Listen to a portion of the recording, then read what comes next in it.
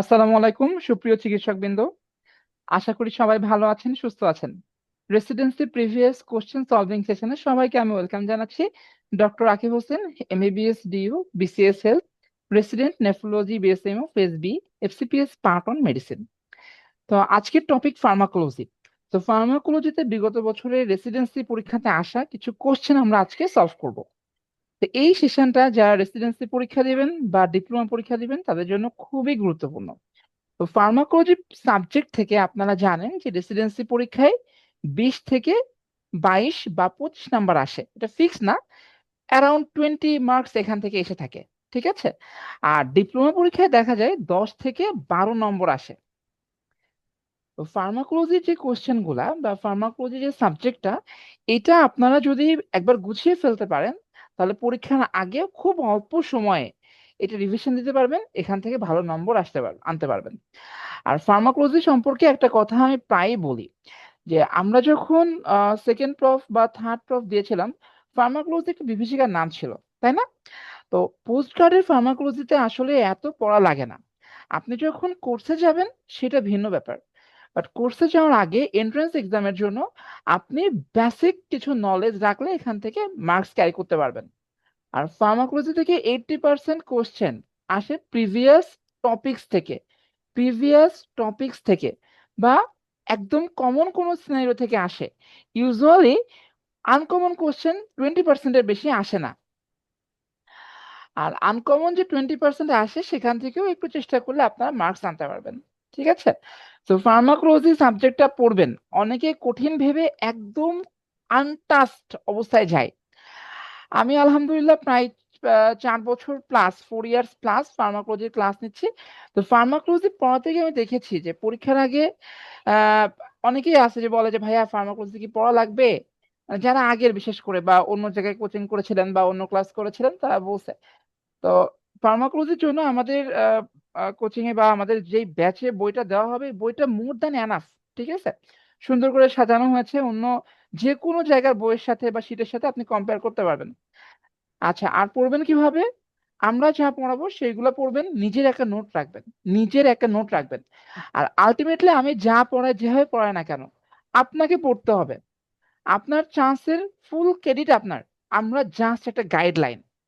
ঠিক আছে। আমরা যত যাই বলি না কেন, খুব ভালো ক্লাস নিলে আপনি যদি পড়েন চান্স পাবেন। আমরা যদি খুব খারাপ ক্লাসও নেই, ইনশাল্লাহ এরকম কিছু হবে না, তারপরেও যদি খুব খারাপ ক্লাসও নেই, আপনারা যদি ভালো করে পড়েন তাহলে আপনারা চান্স পাবেন। সো ডিসিশনস আপন ইউ, আপনারা পড়বেন কি পড়বেন না। আর ক্লাস শুরু করব। তো ক্লাস শুরু করার আগে আর একটা বিষয় বলি যে আরো 1 বছর, আরো একটা সেশন ইফোর্ট দেওয়ার থেকে এই সেশনে আপনারা বেস্ট ইফোর্ট দেন, ইনশাল্লাহ চান্স হয়ে যাবে। আর যে কোনো প্রয়োজনে, যে কোনো কনফিউশনে আমরা সবসময় আপনাদেরকে চেষ্টা করবো সাপোর্ট দেওয়ার জন্য। আমি জানি না আপনারা অনেকেই বিভিন্ন জায়গায় ছিলেন, যে আমরা যেভাবে রেসপন্স করি অন্য কোথাও করেছে কিনা আমি জানি না, বাট আমরা চেষ্টা করব অলওয়েজ আপনাদের পরীক্ষার দিন পর্যন্ত এভাবে রেসপন্স করার জন্য। আর অনেকে আমাদের বই নিয়ে প্রশ্ন করছেন যে বইটা কবে আসবে। বেসিক্যালি আপনাদের থেকে আমরা বেশি যাচ্ছি বইটা আনার জন্য। ঠিক আছে। তো একটা বই অনেক কাজ থাকে, আমরা অনেকদিন আগে থেকে কাজ শুরু করছি, তারপরেও শেষ মুহূর্তে কিছু কাজ থেকেই যায়, এই জন্য একটু দেরি হচ্ছে। আমরা অ্যাজ আর্লি অ্যাজ পসিবল দিয়ে দিব আর কি বইটা। তারপরেও এখন থেকে আশা করি 10-12 দিন লাগতে পারে, আমি আগেই বলছি।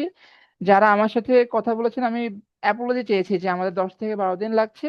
বাই দিস টাইম আমরা পিডিএফ প্রোভাইড করব, হয়তো আপনাদের খুব বেশি না, শিডিউল ক্লাস 4-5টা হয়তো পিডিএফ এ করা লাগতে পারে, এর বেশি যেন না লাগে, এই জন্য আমরা ট্রাই করতেছি আর কি। ঠিক আছে। তাহলে শুরু করি, আর কথা না বাড়াই। আচ্ছা, আর একটা কথা বলে শুরু করতে যাচ্ছি। আপনারা প্লিজ লাইভ ক্লাস করবেন।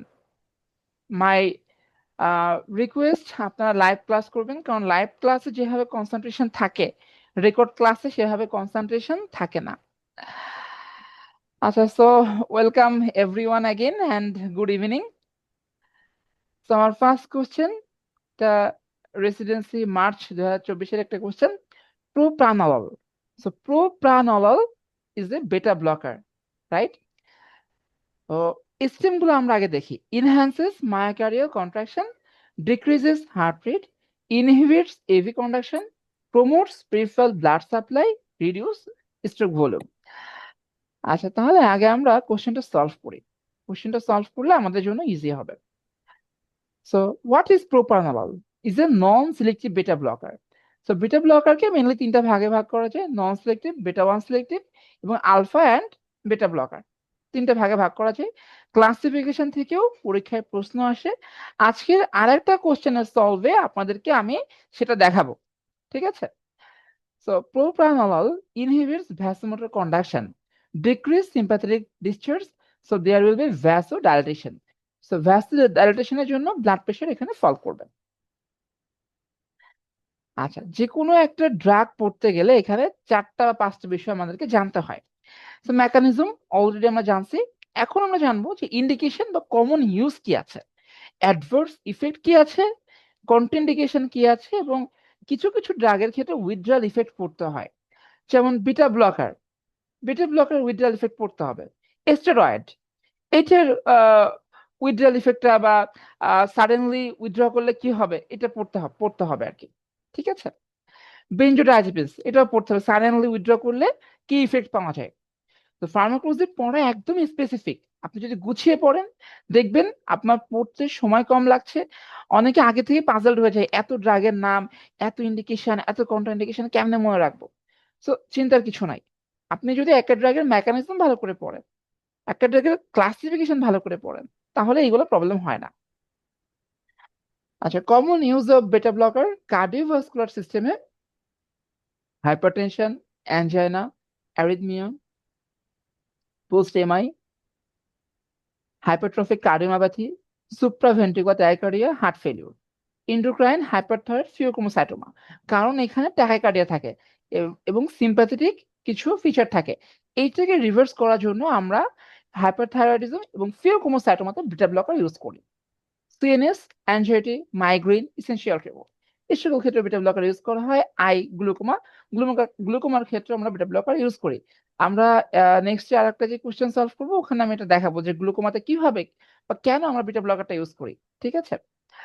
আচ্ছা, common adverse effect: bradycardia, hypotension, heart block, bronchospasm, Raynaud's phenomena. Raynaud's phenomena কেন হচ্ছে? এটা পেরিফেরাল ভ্যাসোডাইলেশন করে। তো পেরিফেরাল ভ্যাসোডাইলেশন করলে পেরিফেরাল ইসকেমিয়া হচ্ছে, সেখান থেকে রেনল্ডস ফিনোমেনা হতে পারে। সেক্সুয়াল ইন্টারফারেন্স, ইরেকটাইল ডিসফাংশন এবং বেটা ব্লকার ডিসলিপিডিমিয়া করে। Increase plasma lipoprotein, should not be used in বা কন্ট্রাইন্ডিকেশন, কোন ক্ষেত্রে আমরা ইউজ করব না: advance heart failure, acute or decompensated heart failure, heart block. Beta blocker itself AV conduction delay করে, heart ব্লকের পেশেন্টে দিলে এটা আরো অ্যাগ্রাভেট করবে। Bronchial asthma, beta blocker bronchospasm করে। সো ব্রঙ্কিয়াল অ্যাজমা পেশেন্টের ক্ষেত্রে এটা কন্ট্রাইন্ডিকেটেড। পেরিফেরাল ভাস্কুলার ডিজিজ, পিভিডির পেশেন্টের ক্ষেত্রে আমরা বিটা ব্লকার সাজেস্ট করব না, because it causes peripheral vasodilation. এমনিতেই ব্লাড ফ্লো কম, আরো ব্লাড ফ্লো কমে গিয়ে সেটাকে অ্যাগ্রাভেট করবে। Diabetic patient receiving insulin, oral hypoglycemic agent, so they must sign symptom of hypoglycemia. তো হাইপোগ্লাইসেমিয়ার ক্ষেত্রে যে সাইন সিমটম পাওয়া যায়, tachycardia, restlessness, so beta blocker itself এগুলা কমিয়ে দেয়। এই জন্য ডায়াবেটিক পেশেন্ট যিনি ইনসুলিন পাচ্ছে বা ওরাল হাইপোগ্লাইসেমিক এজেন্ট পাচ্ছে, এই সকল পেশেন্টের ক্ষেত্রে আমরা এটা অ্যাভয়েড করব। উইথড্রল ইফেক্ট, উইথড্রল ইফেক্ট বলতে বোঝানো হয় কোন ড্রাগ যদি সাডেনলি আমরা বন্ধ করে দিই তখন কি ইফেক্ট পাওয়া যায়।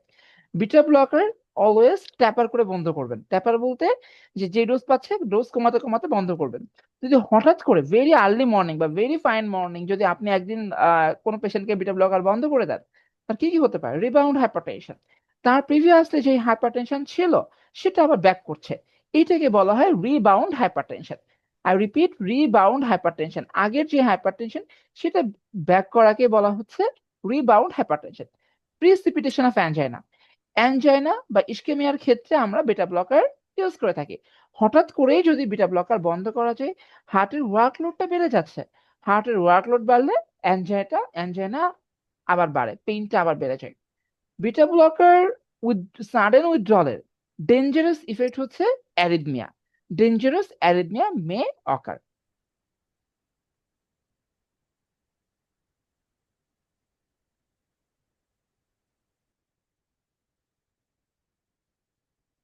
আচ্ছা, তাহলে আসেন কোশ্চেনটা আমরা এবার সলভ করি। Enhances myocardial contraction, false. Beta blocker কন্ট্রাকশনটা কমে দিচ্ছে। Decrease heart rate, true. এটা আমাদের হার্ট রেট কমায়। ইনহিবিটস এভি কন্ডাকশন, যেহেতু হার্ট রেট কমাচ্ছে এটা এভি কন্ডাকশনও কমাচ্ছে, true. Promotes peripheral blood supply, false. It causes peripheral vasodilatation and impairs peripheral blood supply. So adverse effect আপনারা দেখেছেন, বিটা ব্লকার অ্যাডভার্স ইফেক্টে রেনল্ডস ফেনোমেনা পাওয়া যেতে পারে। Reduce stroke volume, true. যেহেতু এখানে হার্ট রেট কমে যাচ্ছে, সেই স্ট্রোক ভলিউমটা এখানে কমে যাচ্ছে, ঠিক আছে। আচ্ছা, ডি অপশনটা বুঝলাম না, যদি পেরিফেরাল ভেসোডাইলেটেশন হয় তাহলে মানে পেরিফেরাল ব্লাড সাপ্লাইটা প্রমোটস করবে না? না, কনস্ট্রিকশন। এটা কমে যায়। পেরিফেরাল ভ্যাসোকনস্ট্রিকশনের ক্ষেত্রে ব্লাড সাপ্লাইটা বাড়ে। আর ভেসোডাইলেটেশন হয়ে গেলে একদম এন্ড ভ্যাসেল পর্যন্ত ব্লাডটা যায় না। আমি হুম, একটা ছবি এঁকে আপনাকে দেখাই। এই যে মনে করেন একটা ব্লাড ভ্যাসেলস, ঠিক আছে। যখন ডাইলেটেশন হচ্ছে, ডাইলেটেশন হওয়া মানে কি? ডাইলেটেশন হওয়া মানে হচ্ছে এইটার যে টোন ছিল, টোনটা কমে যাচ্ছে, টোনটা কমে যাচ্ছে, তাই না? তো ব্লাড ফ্লোটা যেটা আগে এই পর্যন্ত যেত, এই পর্যন্ত যেত বা এই পর্যন্ত যেত, সেটা তখন আর যায় না, কারণ ব্লাড ফ্লো যাওয়ার জন্য যে ফোর্সটা, সেই ফোর্সটা আর থাকছে না। এই জন্য এখানে পেরিফেরাল ব্লাড সাপ্লাইটা ইম্পেয়ার্ড হয়। Is it clear? জি ভাই, ক্লিয়ার।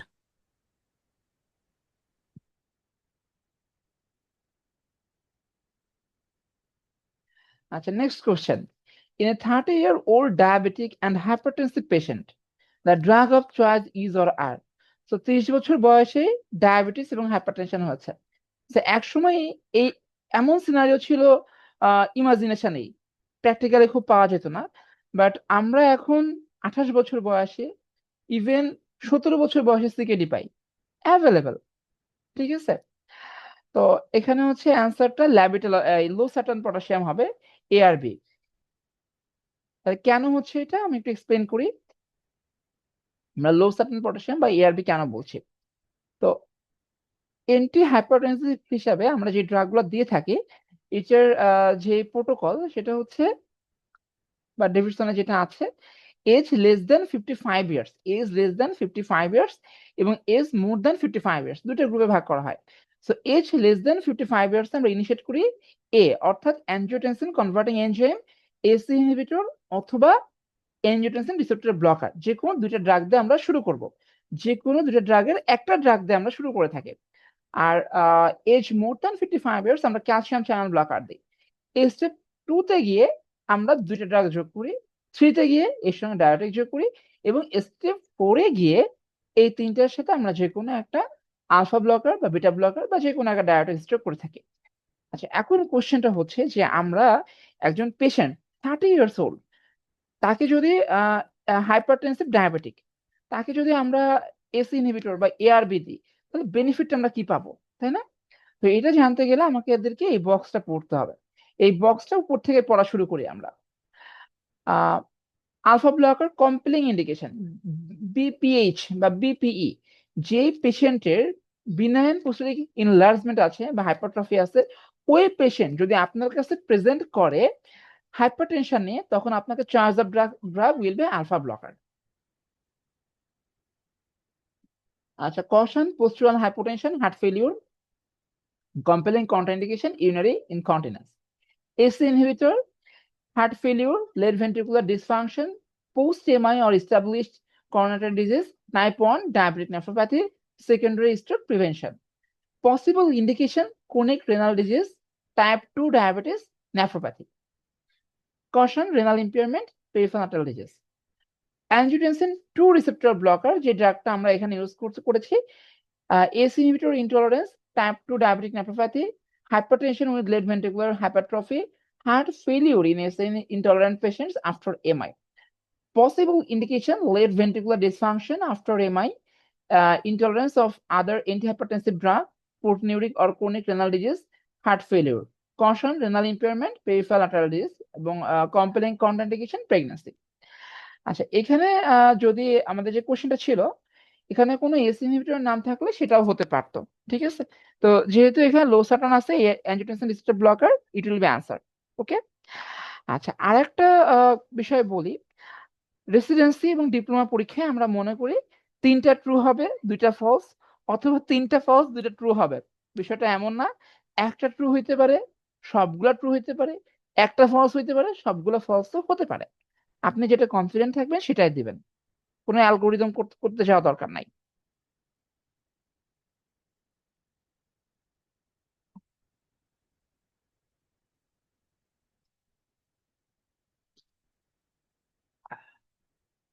আচ্ছা, next question, long term use of penicillin May induce. তো লং টার্ম কন্ট্রাইন্ডিকেশনের মধ্যে চলে আসবে diabetes mellitus, hypertension, peptic ulcer disease. Long term ইউজের জন্য আমরা আহ, কোন কোন অ্যাডভার্স ইফেক্ট হতে পারে সেটা এখানে বলছে। ডায়াবেটিস মেলিটাস হতে পারে, হাইপারটেনশন হতে পারে, পেপটিক আলসার ডিজিজ হতে পারে। আচ্ছা, তাহলে আমরা এখানে একটু দেখি। Some of the common short term side effect of prednisolone include. Short term side ইফেক্টের মধ্যে আছে fluid tension causing swelling in the face, hands, ankle and feet. তো কোনো পেশেন্টকে প্রেডনিসোলোন বা স্টেরয়েড ইনিশিয়েট করার পরে আমরা দেখি যে পেশেন্টে পাফি ফেস নিয়ে প্রেজেন্ট করে, বা ইনিশিয়াল কিছু এডেমা হয়, এটার সাথে সাথে হয় 3-4 দিনের মধ্যে হয়ে যায়। Increase appetite, insomnia, restlessness, stomach pain and indigestion, mood changes, increase blood sugar, increase sweating and hot flush. Long term side effect of penicillin, weight gain, osteoporosis. এখানে ছিল অস্টিও আর্থাইটিস, এটা খেয়াল করবেন। অস্টিও আর্থাইটিস দেখি, কিন্তু osteoporosis এবং osteoarthritis they are different. ঠিক আছে, আচ্ছা, skin bruising, thinning of the skin and hair, moon face, muscle weakness, high blood pressure, delayed or impaired wound healing, increased risk of bacterial, viral, and fungal infection, eye problems such as cataract, glaucoma, venous thromboembolism, blood clots, etc. যেটা আপনারা বলতে পারেন।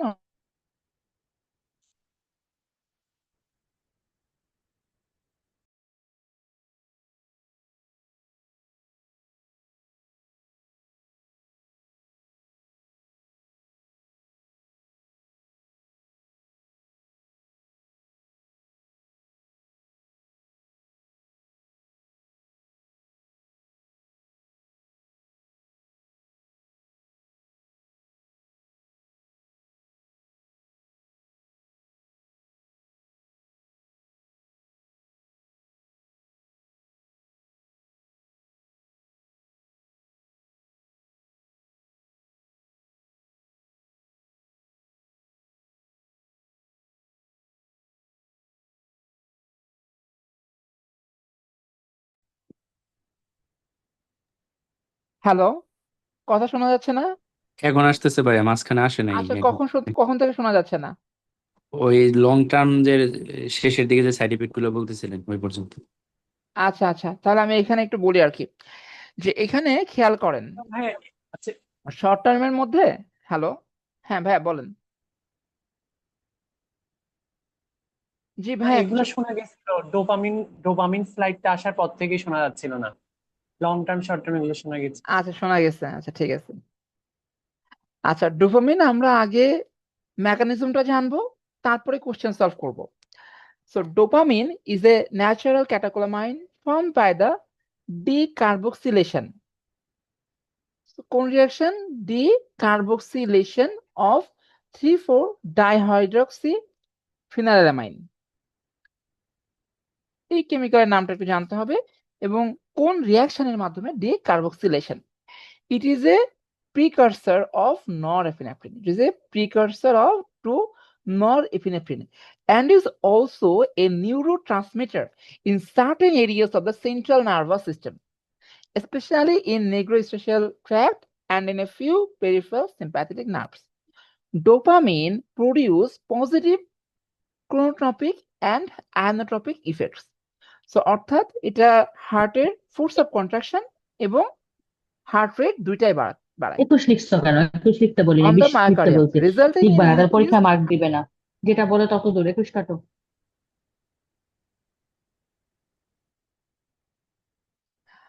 আচ্ছা, sorry, mute করলাম। একজন unmute হয়ে গিয়েছিলাম maybe. আচ্ছা, সো ডোপামিন হার্টের ফোর্স অফ কন্ট্রাকশন এবং হার্ট রেট দুইটাই বাড়াচ্ছে। This is accomplished directly by exerting an agonist action on beta adrenergic receptors and indirectly by causing release of norepinephrine from storage site in sympathetic nerve ending. Indication: hypotension, shock, septicemia. Adverse effect: tachycardia, ectopic beats, anginal pain, vasoconstriction, palpitation, nausea, hypotension, vomiting, headache, dyspnea, aberrant conduction, bradycardia, widened Cure's complex, hypertension, and gangrene. আচ্ছা, তাহলে কোশ্চেনটা আমরা solve করি। এই যে synthetic ক্যাটাকোলামাইন, তো synthetic কেন বলছি আমি আগে বলেছিলাম যে প্রিকারসর। So the catecholamines dopamine, norepinephrine, and epinephrine are synthesized from dietary tyrosine in selected central and peripheral neurons and in the adrenal medulla by the sequential action of enzyme in a synthetic pathway. So it is a synthetic catecholamine. True. Deficiency in basal ganglia leads to Parkinson's disease. True.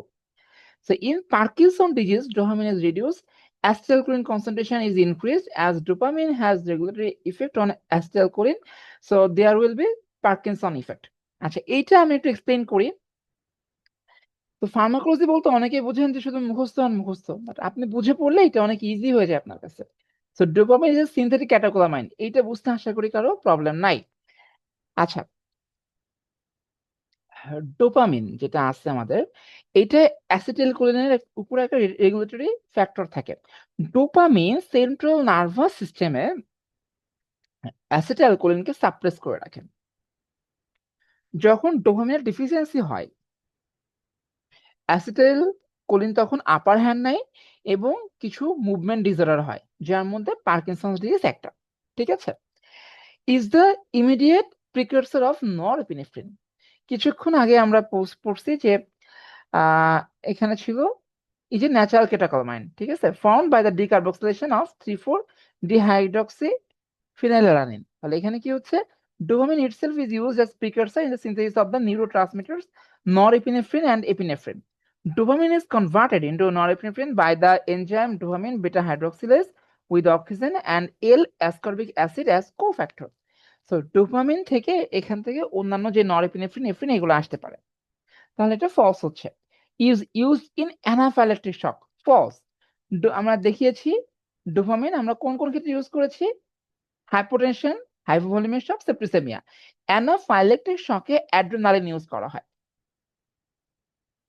Is a central neurotransmitter. True. Dopamine is a neurotransmitter that is produced in the substantia nigra, ventral tegmental area, and hypothalamus of the brain. So এইটা বুঝতে কারো কোনো problem আছে কিনা? ভাইয়া ওখানে natural catecholamine বলা আছে আরেকটা স্লাইডে।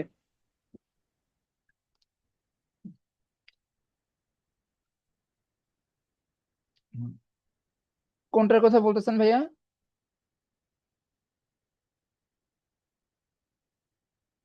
ওই যে ডোপামিন এই যে সিনথেটিক ক্যাটেকোলামাইন, এটা ন্যাচারাল ক্যাটেকোলামাইন বলা আরেকটা স্লাইডে, আপনি আরেকটা স্লাইড দেখাইছিলেন। আচ্ছা, এখানে এই যে dopamine is natural catecholamine. So synthetic বলতে এখানে বোঝানো হচ্ছে যে সিনথেসিস করা হচ্ছে, এই যে এখানে দেওয়া আছে, এই যে ডায়াটারি টাইরোসিন থেকে সিনথেসিস করা হয়। Natural catecholamine, natural catecholamine that is synthesised from dietary tyrosine. ঠিক আছে, এইটাই ভাইয়া, ক্লিয়ার? জি ভাইয়া, জি। আচ্ছা, ঠিক আছে। ওয়ারফেরিন এটা কোন ধরনের ড্রাগ আপনারা বলেন? শুধু আমি একাই বলে যাচ্ছি, এখন আপনাদেরকে কোশ্চেন করব। Anticoagulant, anticoagulant. কে। So can be, vitamin K antagonism করে আর কি, can be given by IV route. তো কি হবে, ফলস হবে। এইটা ওরাল রুটে দিয়ে ওরাল থাকি এবং হেপারিনটা আমরা আইভি রুটে দিয়ে থাকি। Has a high margin of safety, false. এর থেরাপিউটিক ইন্ডেক্স খুবই narrow. Is used in deep vein thrombosis, true. Overdose can be antagonised by giving vitamin K, true. Causes teratogenesis, true. So প্রেগন্যান্সিতে আমরা warfarin দিতে পারবো না। তাহলে আসেন warfarin আমরা ডিটেলসে জানবো। ওয়ারফেরিন ইজ এ কোমোরেন ডেরিভেটিভস, এটা একটা natural group. Warfarin has the structural similarity of vitamin K. It is a vitamin K antagonist. So warfarin is a vitamin K antagonist. Warfarin competitively inhibits the enzyme vitamin K epoxide reductase. So warfarin কোন এনজাইমকে inhibit করে এটাও residency diploma পরীক্ষায় এসেছে। তাহলে vitamin K ইপোক্সাইড reductase এনজাইমকে এটা inhibit করে। Thus inhibits the synthesis of vitamin K dependent clotting factor 2, 7, 9, 10. So vitamin K dependent clotting factor নামগুলো আপনারা জানবেন। Warfarin is rapidly absorbed after oral administration, 100% bioavailability, although food may delay absorption. So warfarin is a highly protein-bound drug, 99% bound to plasma albumin, 9% bound to plasma albumin. However, drugs that have a greater affinity for the albumin binding site, such as sulfonamide, can displace the anticoagulant and lead to transient elevated activity. তাহলে এখানে একটা drug two drug interaction হয়। তো এখানে বলেছে যে warfarin এবং sulphonamide দুইটা ড্রাগই প্লাজমা প্রোটিনের সাথে বাইন্ড করে থাকে। তো যখন এই দুইটা ড্রাগ কোনো পেশেন্টকে একসঙ্গে দেওয়া হয় তখন কি হয়, সালফোনামাইড এই ওয়ারফেরিনকে ডিসপ্লেস করে, এই যে প্রোটিন বাউন্ড ছিল ডিসপ্লেস করে, যার ফলে ওয়ারফেরিন প্লাজমাতে চলে আসে এবং তার অ্যাক্টিভিটি বেড়ে যাচ্ছে। Warfarin can cross the placental barrier. It is teratogenic. Its onset of action is delayed. The mean half-life of warfarin is approximately 40 hours, but this value is highly variable among individual. So warfarin এর half-life কত? এটা FCPS সার্জারিতে একবার আসছিল, 40 hours, approximately 40 hours. Prothrombin time, a measure of the extrinsic pathway, may be used to monitor warfarin therapy. So PT বা prothrombin time দিয়ে আমরা warfarin activity monitor করি। The result is reported as international normalized ratio INR. Normal INR is 1. In warfarin therapy, INR should increase to 2.5 to 3.5. INR less than 2.5, dose of warfarin should be increased. INR more than 3.5, drugs to be stopped. Fate. The products of warfarin metabolism catalyzed by the cytochrome P450 system are inactive after conjugation to glucuronic acid. They are excreted in the urine and stool. তাহলে আমাদের কোশ্চেনটা এখানে কি হতে পারে, কি জানতে হবে সেটা ফোকাস করেন। ওয়ারফেরিনের গ্লুকোরনিক অ্যাসিড কনজুগেশন হয়, যার ফলে এটা ইউরিন এবং স্টুলে এক্সক্রিটেড হয়। শেষ। থেরাপিউটিক ইউজ কোন ক্ষেত্রে ইউজ করে থাকে? Warfarin is used to prevent the progression or recurrence of acute deep vein thrombosis or pulmonary embolism after initial heparin treatment. It is also used for the prevention of venous thromboembolism during orthopedic or gynecological surgery. Prophylactically, it is used in patients with acute myocardial infarction, prosthetic heart valves, or chronic atrial fibrillation. Warfarin adverse effect গুলো important.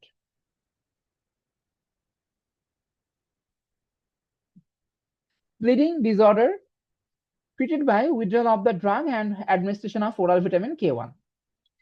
Skin lesion and necrosis are rare complications of warfarin therapy and are observed primarily in women. আচ্ছা, আপনাদের মধ্যে anyone যে কোনো একজন আমাকে এটা বলবেন যে ওয়ারফেরিনে কেন স্কিন লেশন এবং নেক্রোসিস হয়? যিনি বলতে পারবেন তার সঙ্গে আমার যেদিন দেখা হবে তাকে আমি ট্রিট দিব। ওয়ারফেরিনে কেন স্কিন নেক্রোসিস হয়? এনিওয়ান?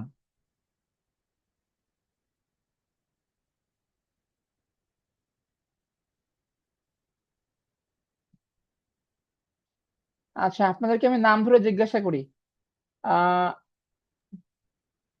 পারছি না ভাইয়া। পারছেন না? আচ্ছা, ঠিক আছে, তাহলে আমি বলে দিচ্ছি, এটা সবাই মনোযোগ দিয়ে শুনবেন। আমি আবার আপনাদেরকে জিজ্ঞাসা করব এবং আমি যেই এক্সপ্লানেশন দিব, যে থিওরি দিব, সেখান থেকেও কোশ্চেন হয়েছে এবং হবে। সেটা হচ্ছে ওয়ারফেরিন কি? অ্যান্টিকোয়াগুল্যান্ট, তাই না? অ্যান্টিকোয়াগুলেন্ট। আচ্ছা, কিছু ন্যাচারাল অ্যান্টিকোয়াগুলেন্টের নাম বলেন তো, কিছু ন্যাচারাল অ্যান্টিকোয়াগুলেন্টের নাম বলেন। Protein protein C C, protein S, protein S antithrombin 3। Very good. Protein C, antithrombin protein S, antithrombin 3, এই তিনটার নাম জানলেই হবে। আচ্ছা, যখন কোনো পেশেন্টকে ইনিশিয়ালি ওয়ারফেরিন দেওয়া হয় তখন এইটা natural anticoagulant protein C, protein S, antithrombin 3 এইগুলাকে ইনহিবিট করে, যার ফলে আমাদের ব্লাড ভেসেলসে মাইক্রোথ্রম্বাই হয়। যদি অ্যান্টিকোয়াগুলেন্ট নাই, ন্যাচারাল অ্যান্টিকোয়াগুলেন্ট বডিতে নাই, এই জন্য মাইক্রোথ্রম্বাই তৈরি হয়। এই মাইক্রোথ্রম্বাই মাইক্রো ভেসেলস যেগুলো আছে, ক্যাপিলারি আছে, এখানে এটা লজ করে, যার ফলে আমরা সাম স্কিন লেশন এবং স্কিন নেক্রোসিস এখানে পাই। স্পেশালি আমাদের স্কিনে যে ব্লাড ভেসেল গুলা সাপ্লাই দেয় সেইখানে এই মাইক্রোথ্রম্বাই গুলা আটকায় বা লজড হয়, যার ফলে স্কিন নেক্রোসিস হয়। তো ওয়ারফেরিন এর ইনিশিয়াল কাজ হচ্ছে অ্যান্টিকোয়াগুলেন্ট ইফেক্ট শো করা, বাট প্যারাডক্সিক্যালি যখন ওয়ারফেরিন ইনিশিয়েট করা হয় এটা প্রোটিন সি, প্রোটিন এস এর লেভেলকে কমায় দেয়, যার ফলে এই মাইক্রোথ্রম্বাই ফর্মেশন হয়, স্কিন নেক্রোসিস হয়। সো ক্লিনিক্যালি যে পেশেন্টকে ওয়ারফেরিন দেওয়া হয় তাকে প্রথম 4 থেকে 5 দিন হেপারিন কাভারেজে রাখা হয়। 4 থেকে 5 দিন আমরা এনোক্সাপিরিন দিই, এরপরে বলি যে বন্ধ করে দিন। তো প্রথম 4 থেকে 5 দিন ওয়ারফেরিনও চলে, সাথে হেপারিনও চলে। আর ওয়ারফেরিনের যে অ্যান্টিকোয়াগুলেন্ট ইফেক্টটা এটা শো করতে দেরি হয়। আপনারা দেখেছেন যে এটার হাফ লাইফটা অনেক বেশি এবং মোড অফ অ্যাকশনটা অনেক ডিলেড, এই জন্য প্রথম 4 থেকে 5 দিন হেপারিন কাভারেজে রাখা হয়। Is it clear or not? জি ভাই, ক্লিয়ার। আচ্ছা, থ্যাংক ইউ। আচ্ছা, কন্ট্রাইন্ডিকেশন আপনারা পারবেন। Recent trauma or injury, active internal bleeding, severe hypertension, non thromboembolic stroke, major surgery, pre-existing hemostatic defect, pregnancy as it is teratogenic, lactating mother, threatened abortion, severe liver and renal disease, hypoproteinemia.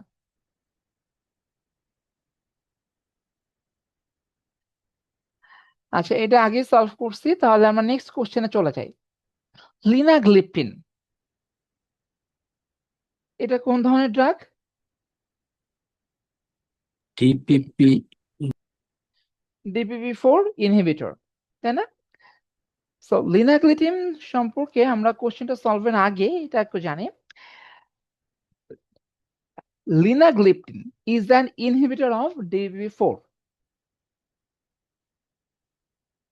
DPP4 যে এনজাইমটা আছে, ডাইপেপটাইল peptidase 4 inhibitor. So এই যে enzyme ডাইপেপটাইল peptidase 4 এনজাইমটা, এই এনজাইমটা কি করে? এই এনজাইমটা আমাদের যে ইনকিডিন হরমোন আছে যেমন GLP-1 এবং GIP এদেরকে ডিগ্রেড করে, এদেরকে ভেঙে ফেলে। তো আমাদের অ্যান্টি ডায়াবেটিক অ্যাকশনের জন্য ন্যাচারালি GLP-1 এবং GIP এটা গুড, এটা ভালো। সো DPP4 ন্যাচারালি এদেরকে ডিগ্রেড করে ফেলে।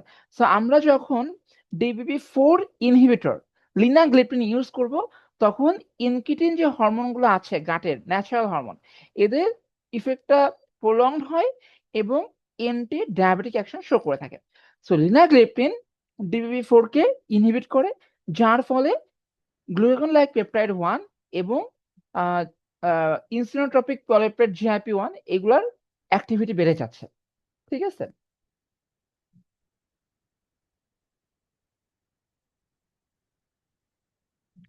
So linagliptin is an incretin mimetic. যেহেতু ইনক্রিটিন হরমোনের অ্যাক্টিভিটি বাড়িয়ে দিচ্ছে, so they are incretin mimetic. Releases insulin from beta cell of pancreas. False. বেটা সেলের সাথে এর কোনো সম্পর্ক, কোনো লেনাদেনা নাই। Can cause invariable hypoglycemia. Linagliptin never causes hypoglycemia. Activates the enzyme dipeptidyl peptidase 4. False. It inhibits the enzyme dipeptidyl peptidase 4. Is an antagonist of GLP-1. False. It's an against বলা যেতে পারে, বা effect is like GLP-1।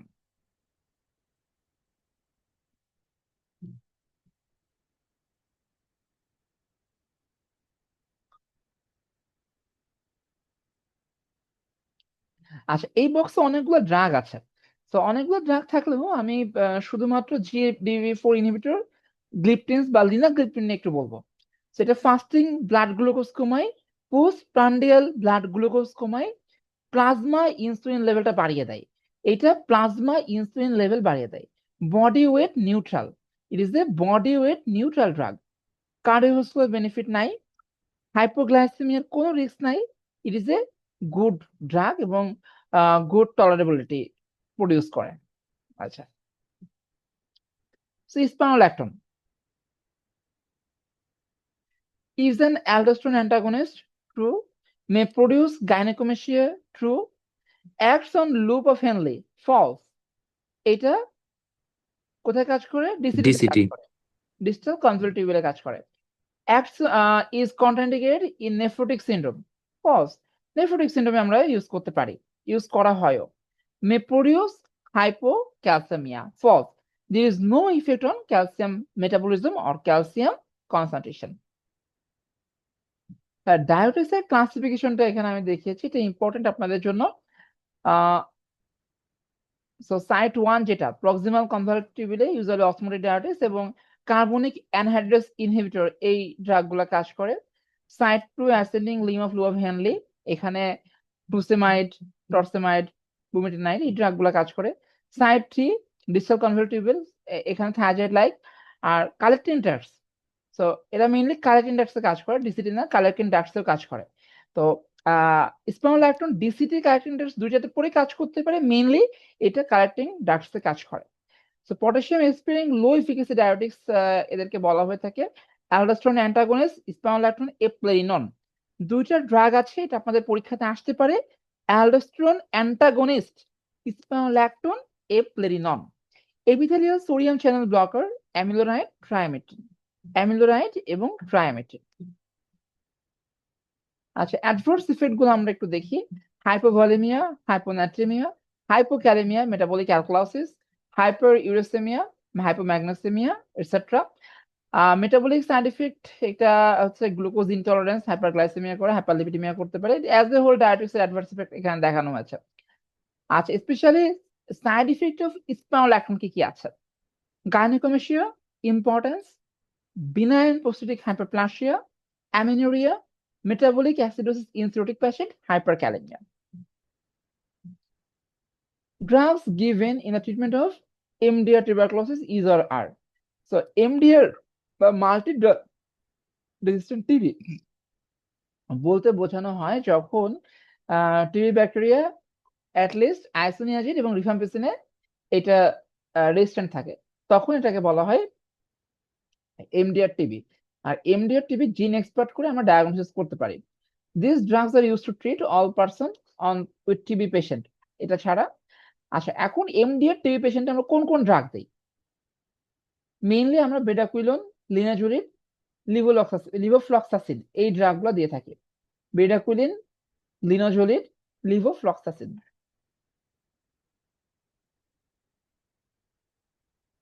R এসিপ্টোমাইসিন, rifampicin এখানে দেওয়া হয় না। এসিপ্টোমাইসিন, rifampicin এই drug এখানে দেওয়া হয় না। Drugs metabolized by acetylation include, তো বায়োট্রান্সফরমেশন অফ ড্রাগস এগুলো পড়ানো হবে। সো এখানে অ্যান্সার হচ্ছে আইসোনিয়াজিন এবং সালফোনামাইড। আইসোনিয়াজিন, সালফোনামাইড, এই বক্সটা একটু দেখে রাখেন। অ্যাসিটাইলেশনের মাধ্যমে কোন কোন ড্রাগ মেটাবলাইজ হয়? Sulphonamide, isoniazid, histamine, clonazepam, dapsone, procainamide, hydralazine, sulphapyridine, sulphonamide এবং ড্যাপসন, দুইবার চলে আসছে এটা। আচ্ছা, receptors have been paired correctly with their agonist are. So alpha receptor agonist clonidine, true. আচ্ছা, ক্লোনিডিন কোন ধরনের ড্রাগ বলেন তো? আমরা এদের ইন্ডিকেশন কি, কোন ক্ষেত্রে আমরা ইউজ করি clonidine? Hypertension, antihypertensive, very good. Clonipres নাই পাওয়া যায় বাজারে।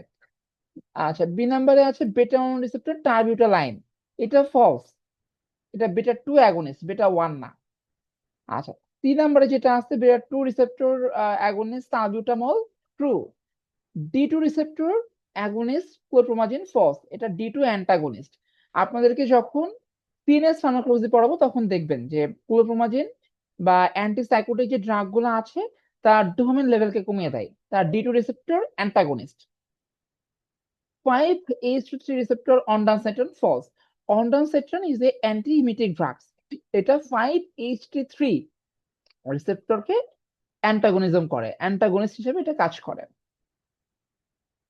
প্রিগাবালিন, এই কোশ্চেনটা খুবই ইম্পর্টেন্ট। তো এটার এক্সপ্লেনেশন আগে দেখবো, তারপর আমরা সলভিং এ যাব।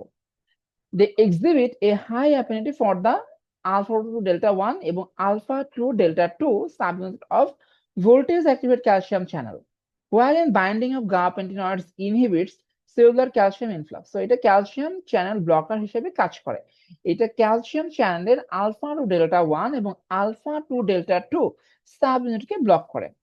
And attenuates neurotransmission, mimic the action of GABA and to modulate GABA metabolism. So তারা GABA mimetic action প্রডিউস করে। আচ্ছা, GABA কি বলেন তো? স্টিমুলেটরি নাকি inhibitory neurotransmitter? Inhibitory inhibitory, very good. আচ্ছা, প্রিগাবালিন এর ইন্ডিকেশন গুলো এখানে দেখানো হয়েছে। সো প্রিগাবালিনের ইন্ডিকেশনের মধ্যে migraine pain, prostatic neuralgia pain, spinal cord injury pain, diabetic peripheral neuropathy, fibromyalgia, পেরিয়াপাটিক পেইন, এই সকল ক্ষেত্রে আমরা ইউজ করতে পারি। Most common adverse effect drowsiness, lassitude, cutaneous ulcer in mouth due to pancytopenia, easy bruising, fluid retention, edema করতে পারে, weight gain, allergic eruption, Steven Johnson syndrome, other side effects, cholestasis, hepatotoxicity, dyskinesia, reversible acute renal allograft dysfunction করতে পারে। So renal transplant পেশেন্টের ক্ষেত্রে আমরা pregabalin avoid করে থাকি। তাহলে কোশ্চেনটা আমরা সলভ করি। Pregabalin acts by inhibiting presynaptic calcium channel, true. Acts by activating GABA A ion channel, true. Acts rapidly, false. It is insidious onset. Increases weight, true. Is useful for focal seizure. Focal বলতে partial seizure. Focal or partial seizure আমরা use করে থাকি। The pharmacokinetic half-life of the following drugs resemble their pharmacodynamic half-life. তো আমি কিছুক্ষণ আগে বলছিলাম না যে কিছু কোশ্চেন আসবে যেগুলা আমাদের মাথার উপর দিয়ে যাবে, এই কোশ্চেন গুলার জন্য বেশি অ্যাংশাস হওয়া যাবে না। বিসমিল্লাহ বলে সব ট্রু দিয়ে আসবেন, বিসমিল্লাহ বলে সব ট্রু দিয়ে আসবেন, ঠিক আছে? সো ফার্মাকোনাইটিক এবং ফার্মাকোডিনামিক হাফ লাইফ যেটা আছে এটা এখানে এক্সপ্লেন করা হয়েছে। A pharmacodynamic parameter relating time-dependent changes of the effect with time-dependent changes of concentrations has yet to be developed. In pharmacokinetic, half-lives are used to describe the relation between concentration and time. তো pharmacodynamic যে half-life সেটা এখনো well established না টাইমের সাথে, এটা কিছু validity show করে, বাট ফার্মাকোনাইটিক্স এটা কনসেন্ট্রেশন এবং টাইমের মধ্যে ভালো একটা রিলেশন মেনটেন করে। In pharmacodynamics, often the sigmoid Emax model and the Hill equation are used to describe the relation between effect and concentration. তাহলে এখানে কিছু জটিল কিছু রিলেশন ইউজ করা হয়, এটা এখানে বলবো, আর বেশি কিছু বলতেছি না কারণ আপনাদের জন্য এই ফার্মাকোলজির এত বেসিক লাগবে না। Pharmacokinetic and pharmacodynamic half-lives differs in the drug with very short half-life. Short half-life যেগুলো আছে সেখান থেকে এটা ডিফার করে আর কি। আচ্ছা, salbutamol true, phenelzine true, dobutamine false, omeprazole false, cyclophosphamide true. এটা ক্যাটজাং এ আছে, ঠিক আছে? ক্যাটজাং এ কিছু কথা লেখা আছে, সেখান থেকে আমি বলতেছি আর কি। Drugs used in the acute attack of migraine are. So migraine pain আমরা কম বেশি সবাই ফেস করি, তাই না? তো মাইগ্রেনে অ্যাকিউট অ্যাটাকে কিছু ড্রাগ ইউজ করা হয় আর প্রোফাইলেক্সিস দেওয়া হয়। প্রোফাইলেক্সিস কখন দেওয়া হয়? যখন 1 মাসে 2বারের বেশি অ্যাটাক হয় তখন আমরা প্রোফাইলেক্সিস দিয়ে থাকি। So drugs used in acute attack of migraine, there will be NSAID, ibuprofen, sumatriptan, arbutamine. Gabapentin, propranolol, এইগুলো আমরা প্রোফাইলাক্সিসে ইউজ করতে পারি। তো এই চার্টটা দেখেন, এটা double infinity star. Drugs used in acute attack of migraine, NSAID, antiemetic, 5-HT1 agonist, sumatriptan, rizatriptan, zolmitriptan, ergot alkaloid, ergotamine. Drugs used in migraine prophylaxis, verapamil, valproic acid, topiramate, pizotifen, amitriptyline, dosalifin, flunarizine, methotrexate, propranolol. আচ্ছা, SBO solve করি আমরা এখন। A 25-year-old man has been diagnosed as a case of syphilis on the basis of personal history and direction of triponopyridam on clinical and laboratory investigation, leading which antibiotic will be the choice for shortest duration of treatment? তাহলে অ্যান্টিসিপিলিটি ট্রিটমেন্টের shortest duration কোনটা হবে? এই কোশ্চেনটা মূলত medicine related question, তবে pharmacology থেকেও আসতে পারে। ঠিক আছে, বেনজাথিন পেনিসিলিন জি, এটা 3 উইকস দেওয়া হয়, অ্যাস্ট্রোনেম 10 ডেজ দেওয়া হয়, সেফট্রাক্সিন 7 ডেজ, ভ্যানকুমাইসিন 10 ডেজ এবং সেফিক্সিম 14 ডেজ দেওয়া হয়।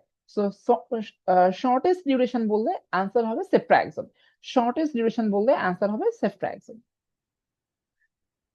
A 59-year-old man with a history of type 2 diabetes mellitus and benign prostatic hypertrophy, presence of acute urinary tension. His serum creatinine level is 2 mg per deciliter, leading which of the following drugs should be withheld? এটা আপনারা answer করবেন, এটা আমি আর answer দিব না। Metformin. আচ্ছা, আর এখানে challenge কি কি আছে দেখেন, কয়েকটা চ্যালেঞ্জ আছে। সেটা হচ্ছে যে মেইন যে চ্যালেঞ্জটা এখানে দেওয়া হয়েছে সেটা কি, সেরাম ক্রিয়েটিনিন লেভেল। সেরাম ক্রিয়েটিনিন লেভেল তো 59 ইয়ার, সাথে ক্রিয়েটিনিন লেভেল 2, জিএফআর 30 এর নিচে নেমে গেছে। ঠিক আছে, এই কন্ডিশনে আমরা কোন ড্রাগটা দিতে পারবো, এটা এখানে বলা হয়েছে। সরি, উইথহেল্ড করব বা বন্ধ করব। তো এই ক্ষেত্রে আমরা গ্লিক্লাজাইড এই ড্রাগটা অফ করব। It should not be used in patient with severe renal impairment. তাহলে 24 কোশ্চেন সলভ। মেটফরমিনে তো নাকি ইউজ করা হয় না, ক্রিয়েটিন বেড়ে গেল। আচ্ছা, এই সেম কোশ্চেন, খুব ভালো কোশ্চেন করছেন একটা। তো ক্রিয়েটিনিন বেড়ে গেলে বলতে আসলে আমরা জিএফআর মেজার করি আর কি, জিএফআরটা দেখে আমরা ডিসিশন নিই। বেসিক্যালি এই কোশ্চেনটা, এই সেম কোশ্চেন যদি এমসিকিউ হিসাবে আসতো, এমসিকিউ, তাহলে মেটফরমিন অ্যান্সার হতো, ফিনেস্টারাইডও অ্যান্সার হতো। আমরা ফিনেস্টারাইড, গ্লিক্লাজাইড, মেটফরমিন কোনো ভাত ড্রাগই বসাই ইউজুয়ালি দাও আমরা না, ইউজ করি না। ভাত হ্যালো, বেশি রয়ে গেছে। আচ্ছা, যেটা বলছিলাম সেটা হচ্ছে যে এই কোশ্চেনটা যদি এমসিকিউ হতো তাহলে আরো কিছু অপশন আমরা ট্রু দিতে পারতাম বা অপশন আসতো। তো এইগুলোর মধ্যে সবার আগে আমরা বন্ধ করব কোনটা? Answer will be gliclazide. Answer হবে গ্লিক্লাজাইড। ঠিক আছে, আচ্ছা, কারো কোনো কোশ্চেন আছে এই 15টা কোশ্চেন যে সলভ করলাম এখান থেকে? কারো কোনো কোশ্চেন না থাকলে আমরা 5 মিনিটস একটা ব্রেক দিব, তারপর আবার শুরু করব। 5 মিনিট ব্রেক, মাত্র ঢুকলাম, 5 মিনিট ব্রেক না, 5 মিনিট ব্রেক।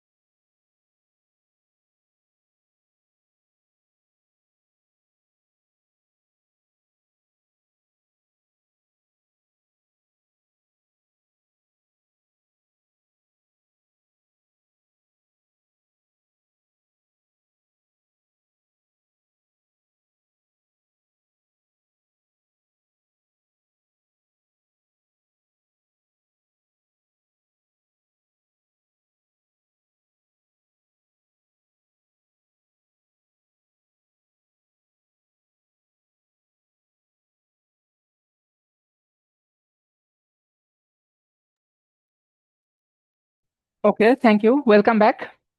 তাহলে আমরা 2023-এর যে কোশ্চেনটা ছিল সেটা এখন সলভ করব। First question, sympathetic and parasympathetic nervous system acts as physiological antagonist in following. তাহলে ড্রাগ অ্যান্টাগনিজম, এটা পরীক্ষার জন্য ইনফিনিটি স্টার, আপনাদের পরীক্ষার জন্য। তো ড্রাগ অ্যান্টাগনিজম বেসিক্যালি বিভিন্ন সোর্স যেভাবে লেখা পড়তে অনেক কষ্ট হয়, অনেক কঠিন। তো আমি একদম প্যারাটেবল ওয়েতে এটা পড়াবো এখন এবং আপনাদেরকে জিজ্ঞাসা করব, আপনারা মনোযোগ দিবেন। তো ড্রাগ অ্যান্টাগনিজম নাম থেকে বুঝতে পারতেছেন, দুইটা ড্রাগ যখন একসঙ্গে ইউজ করা হয়, একটা ড্রাগ আর একটা ড্রাগের ইফেক্টকে কমিয়ে দিলে এটাকে বলা হয় drug অ্যান্টাগনিজম। So drug antagonism means the abolition of or inhibition of effects of one drug by another, so that the combined action of the two drug less than that of individual one. So drug antagonism চার ধরনের হয়: chemical antagonism, pharmacokinetic antagonism, pharmacodynamic antagonism এবং physiological antagonism। চার ধরনের হয়। তো chemical antagonism, one drug simply antagonizes other by chemical reaction. Example include. তো আপনাদের পরীক্ষার জন্য মেইনলি লাগবে এক্সাম্পল গুলা, এক্সাম্পলের বাইরে কিছু লাগে না এখান থেকে। So antacid, gastric HCl, neutralization of HCl. Iron, desferrioxamine, so non-toxic ferroxamine. Heparin plus potassium sulfate, neutralization of heparin action. আচ্ছা, এরপর আমরা চলে আসি ফার্মাকোনাইটিক অ্যান্টাগনিজম। ফার্মাকোনাইটিক অ্যান্টাগনিজম থেকে প্রচুর কোশ্চেন হয়, আর আমরা কোশ্চেন বুঝতেই পারি না যে কোশ্চেনটা কোন জায়গা থেকে হচ্ছে। So antagonist effectively reduces the concentration of the active drug at the site of action. This can happen by various ways: by decreasing bioavailability, by increasing elimination. So ফার্মাকোনাইটিক অ্যান্টাগনিজমের দুইটা পার্ট থাকে, একটা পার্টে বায়ো অ্যাভেলেবিলিটি কমছে আর একটা পার্টে এলিমিনেশনটা বাড়ছে। So decrease absorption. Calcium plus tetracycline. Tetracycline forms insoluble complex with calcium which is not absorbed. Liquid paraffin plus vitamin K.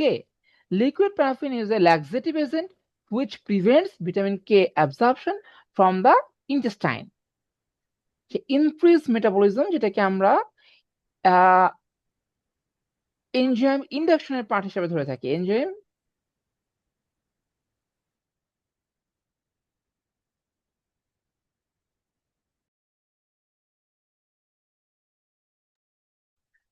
phenobarbital plus warfarin. Phenobarbital is a potent enzyme inducer, thereby it increases the metabolism of warfarin and so decrease the anticoagulant effect of the warfarin. Phenobarbital plus OCP, the action of OCP is decreased with chance of pregnancy. Increase elimination, এটা খুবই important. এই কনসেপ্টটা যদি আপনারা আজকের class থেকে নিয়ে যেতে পারেন, আপনারা বলবেন যে আজকের দিনটা সার্থক হয়ে গেছে। Renal excretion of drugs depends on ionization. Degree of ionization depends on pH of urine. The basic rule is more ionization and so more excretion. Ionized drug এর excretion বেশি হয়, এটা basic rule. আচ্ছা, occurs unionized drugs are lipid soluble so they can easily absorb, but ionized drugs are lipid insoluble and so non-diffusible and more excretion occur. The basic রুলটা আমি আপনাদের জন্য আরো একবার খুব সংক্ষেপে বলতেছি। সেটা হচ্ছে আয়োনাইজড ড্রাগস এর ক্ষেত্রে আয়োনাইজড ড্রাগস এর এলিমিনেশন বেশি হয়, আর নন আয়োনাইজড ড্রাগ যেগুলা সেটার অ্যাবজর্পশন বেশি হয়।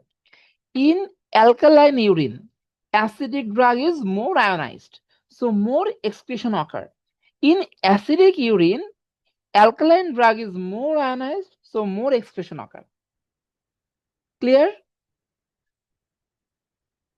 এখন একটা বেসিক ড্রাগের বা অ্যালকালাইন ড্রাগসের এক্সক্রিশন বাড়াতে হলে আমি কি করব? ইউরিন অ্যাসিডিফিকেশন করব, তাহলে আয়োনাইজেশন বেশি হবে, এক্সক্রিশনটা বেশি হবে, এলিমিনেশন বেশি হবে।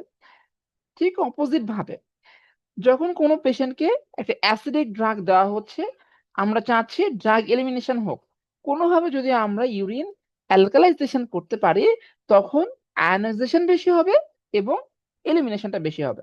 Is it clear? জি ভাই। আচ্ছা, তাহলে আপনাদেরকে জিজ্ঞাসা করি, আপনাদের যেই ব্যাচটা আমরা শুরু করেছি রেসিডেন্সি ব্যাচ, এই ব্যাচের একটা উদ্দেশ্য ছিল যে আপনাদের প্রত্যেককে যেন আমরা রিচ করতে পারি, প্রত্যেকের সাথে পার্সোনালি আমরা যেন কথা বলতে পারি। এবং আপনাদেরকে আমরা সেই এক্সেসটা দিয়েছি আলহামদুলিল্লাহ।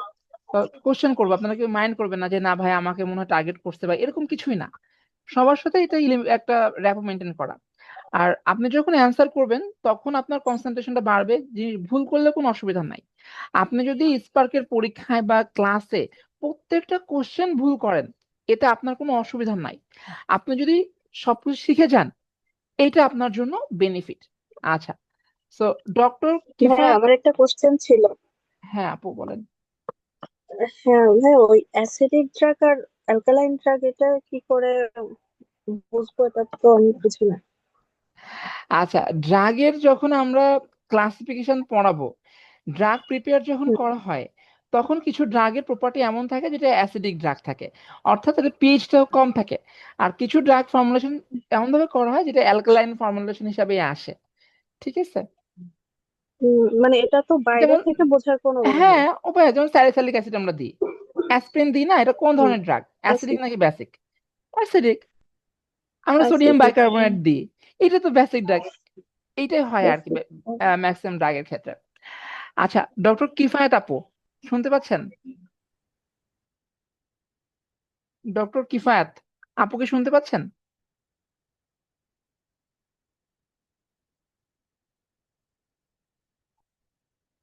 আচ্ছা, ডক্টর সাদিয়া আফরিন আপুকে শুনতে পাচ্ছেন?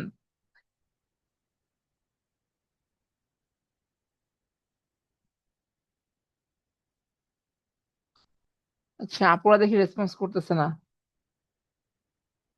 আচ্ছা, কনকলতা ইসলাম সুমি আপুকে শুনতে পাচ্ছেন? জি ভাইয়া। আচ্ছা আপু, এখানে আমরা যেটা বললাম যে অ্যাসিডিক ড্রাগ, অ্যালকালাইন ইউরিনে এটা বেশি এলিমিনেট হয়, কেন হয়?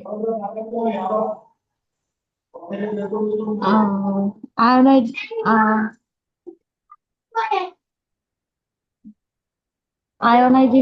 আয়োনাইজিংটা বেশি করতে হবে। আচ্ছা, এস হ্যাঁ কারেক্ট অ্যান্সার। আর একটু কনফিডেন্টলি আপনি বলবেন। তো অ্যাসিডিক ড্রাগ অ্যালকালাইন ইউরিনে মোর আয়নাইজেশন হয়, যার ফলে ড্রাগ এলিমিনেশনটা বেড়ে যাচ্ছে এখানে। আচ্ছা, এরপরে আমরা জানবো ফার্মাকোডাইনামিক অ্যান্টাগনিজম। তো ফার্মাকোডাইনামিক অ্যান্টাগনিজমটা রিলেটিভলি একটু কঠিন বোঝা, তারপর আমি প্রেজেন্ট করব যাতে আপনাদের বুঝতে সুবিধা হয়। তো ফার্মাকোডাইনামিক অ্যান্টাগনিজম এইটা রিসেপ্টরের সাথে রিলেটেড, এটা রিসেপ্টরের সাথে রিলেটেড। সো কম্পারেটিভ এবং নন কম্পারেটিভ দুইটা ভাগে ভাগ করা যায়। ফার্মাকোডাইনামিক অ্যান্টাগনিজমকে দুইটা ভাগে ভাগ করা যায়, কম্পারেটিভ এবং নন কম্পারেটিভ। কম্পারেটিভ হচ্ছে যখন দুইটা ড্রাগ একই রিসেপ্টরের সেম সাইটে বাইন্ড করে, সেটাকে বলা হয় কম্পারেটিভ অ্যান্টাগনিজম। আর দুইটা ড্রাগ যখন একই রিসেপ্টরের ডিফারেন্ট সাইটে বাইন্ড করে, এটাকে বলা হয় non comparative antagonism. So comparative reversible antagonism এর ক্যারেক্টারগুলো আমরা একটু দেখবো। Two drugs compete for the same receptor site, drug receptor bond is weak, যেহেতু reversible so drug receptor bond weak হবে। তো উইক বন্ড কি আছে? Hydrogen bond, ionic bond. Occupancy of a receptor to antagonist decrease as the concentration of agonist increases. In the presence of competitive antagonist, higher concentration of agonists are required to produce a given pharmacological response. এই স্টেমটা এখান থেকে important. Reversible অ্যান্টাগনিজমের ক্ষেত্রে যদি আমরা drug ডোজটা বাড়াই তাহলে এটা overcome করা যায়। অ্যান্টাগনিজম is সারমাউন্টেবল। Parallel shift of the agonist lock concentration effect without any reduction in the maximal response. Receptor antagonists bind to the receptor but do not activate it. The effects of these antagonists result from preventing agonists from binding to and activating receptors. So example important: methacholine atropine, salbutamol, propanolol. They are the comparative reversible antagonism. So comparative reversible অ্যান্টাগনিজমকে যখন আমরা drug ডোজটা বাড়াই তখন এটা overcome করা সহজ হয়। আচ্ছা, comparative irreversible. Two drugs compete for same receptor site. Antagonist affinity for the receptor is so high that the receptor are unavailable for binding of the agonist. So এখানে কোনো agonist বাইন্ড করতে পারে না।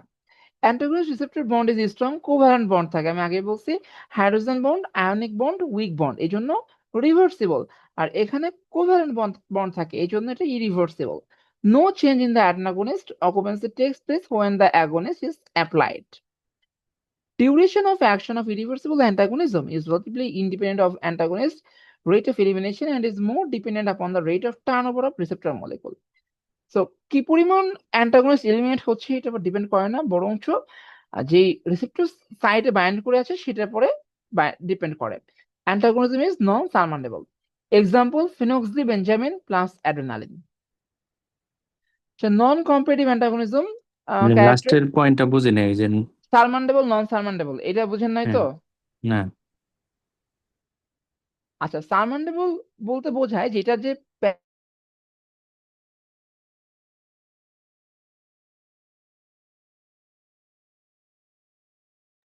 ভাইয়া শোনা যাচ্ছে না।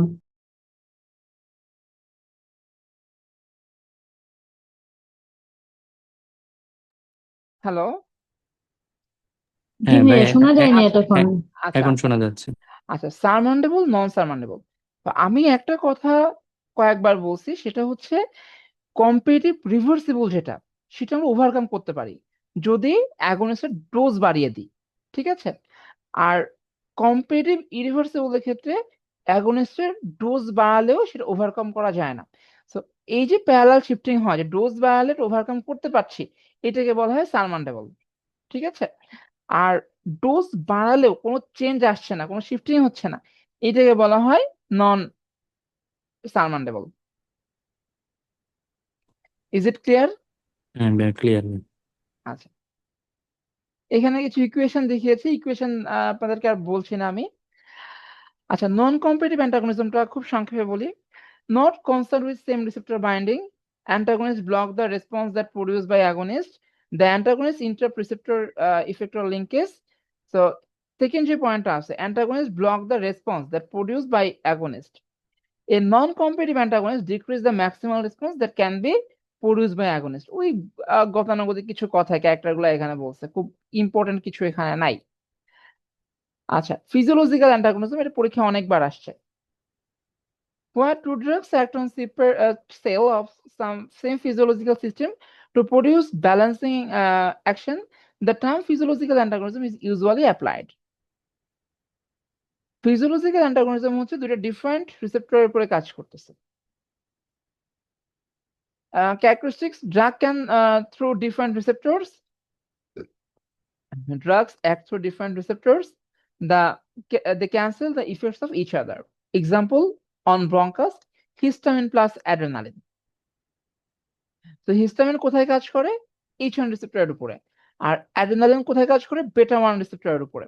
সো দুইটার যে ইফেক্ট সেটা একটা আরেকটাকে অপোজ করছে। অন এসে note, acetylcholine plus adrenaline, acetylcholine bradycardia করে মাসকুলিনিক রিসেপ্টরের উপরে কাজ করে, আর অ্যাড্রেনালিন টাইকার্ডিয়া করে বেটা 1 রিসেপ্টরের উপরে কাজ করে। সো দুইটা ভিন্ন সিস্টেম ভিন্ন রিসেপ্টরের উপরে কাজ করছে, আর একটা ড্রাগ আরেকটা ড্রাগের অ্যাকশনকে অপোজ করছে, এটাকে বলা হয় ফিজিওলজিক্যাল অ্যান্টাগনিজম। তো ফিজিওলজিক্যাল অ্যান্টাগনিজম কোথায় কোথায় হয়? আমরা যে দুটো অপশন পড়লাম, এয়ারওয়ে এবং হার্ট, এটা দিয়েন। আর অন্য জায়গায় ইউজুয়ালি ফিজিওলজিক্যাল অ্যান্টাগনিজমটা রোল প্লে করে না, এখানে একটা ব্যালেন্সিং করে বাট রোল প্লে করে না, ঠিক আছে? এখানে মেইনলি রোল প্লে করতেছে এয়ারওয়ে এবং হার্টের ক্ষেত্রে। বেসিক্যালি প্রত্যেকটা অর্গানে তো আমাদের সিম্প্যাথেটিক প্যারাসিম্প্যাথেটিক সাপ্লাই থাকে, তাই না? বাট ডিরেক্টলি অ্যান্টাগনিজম সব অর্গানে করে না। এখানে যদি কোশ্চেন হয় অবশ্যই আপনারা কনফিডেন্টলি এয়ারও এবং হার্ট দেন। Drugs used in acute attack of migraine, এই কোশ্চেনটা আমরা সলভ করছি আগে। সো এখানে অ্যান্সার হচ্ছে প্যারাসিটামল এবং সুমাট্রিপটন। প্যারাসিটামল NSAID গ্রুপের মধ্যে পড়তেছে পেন কিলার হিসেবে, আর সুমাট্রিপটন পড়তেছে আমাদের 5-HT1 অ্যাগনিস্ট হিসেবে আর কি। Metformin causes. তো দেখেন প্রতি বছর এন্টি ডায়াবেটিক ড্রাগ থেকে কিন্তু একটা কোশ্চেন হয়। So metformin causes GI upset true, hypoglycaemia false, impaired kidney function false, metformin renal impairment করে না, lactic acidosis true, weight gain false. এটা weight neutral, metformin is weight neutral. So metformin, the activity of biguanides is not dependent on the presence of functioning pancreatic beta cells for their hypoglycemic action. They are appropriately termed euglycemic agent because they cause hypoglycemia in hyperglycemic condition. The effect on normal blood glucose level is more or less zero. এটার মানে কি বুঝতে পারছেন? Metformin যদি normal কোনো পেশেন্টকে দেওয়া হয়, হেলদি কোনো পেশেন্টকে দেওয়া হয়, তার হাইপোগ্লাইসেমিয়া হবে না। এখন কোনো পেশেন্টে যদি হাইপারগ্লাইসেমিয়া থাকে সেটাকে কমায়, কিন্তু ইউগ্লাইসেমিক ক্ষেত্রে এটার কোনো রোল থাকে না। Is it clear? জি ভাইয়া।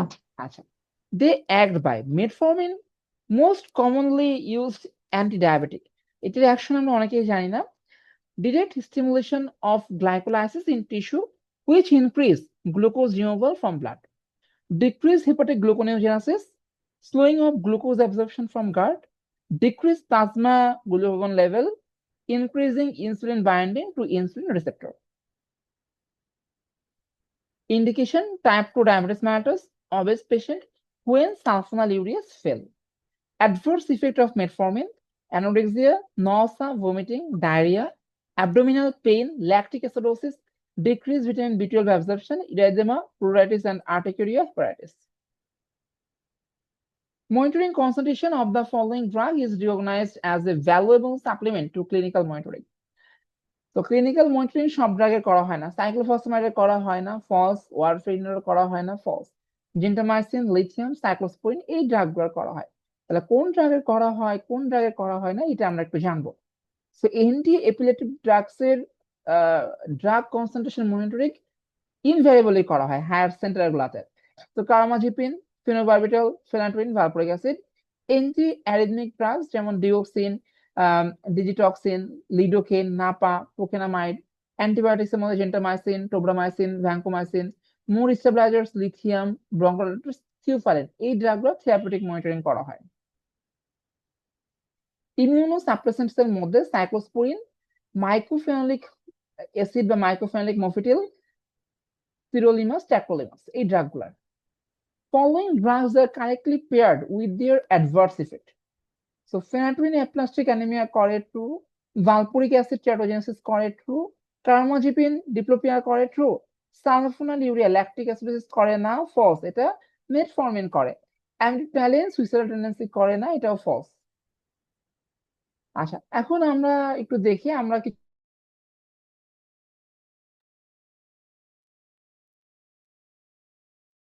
Adverse effect of ফেনাটোইন। এটা আমরা হট মালিকে একটা নেমোনিক্স দিয়ে মনে রাখতে পারি। So hirsutism, hypertrophy of gums, osteomalacia, teratogenicity, megaloblastic anaemia, ataxia and nystagmus, lymphadenopathy, inhibits insulin release, hyperglycaemia করে, ভিটামিন কে ডেফিসিয়েন্সি করতে পারে, অ্যারিথমিয়া করে। They are the adverse effect of phenytoin. Valproate, infinity star, অনেকবার পরীক্ষায় আসছে। Vomiting, এটা VL PROAT এই mnemonics দিয়ে আমরা মনে রাখতে পারি। Vomiting, alopecia, liver toxicity, pancreatitis, retention of fat, weight gain করে, oedema, appetite increase, tremor, thrombocytopenia, enzyme inducer, liver. যদিও এনজাইম ইনডিউসিং ইফেক্টটা অতটা পাওয়া যায় না। আচ্ছা, অ্যাডভার্স ইফেক্ট অফ কার্বামাজিপিন।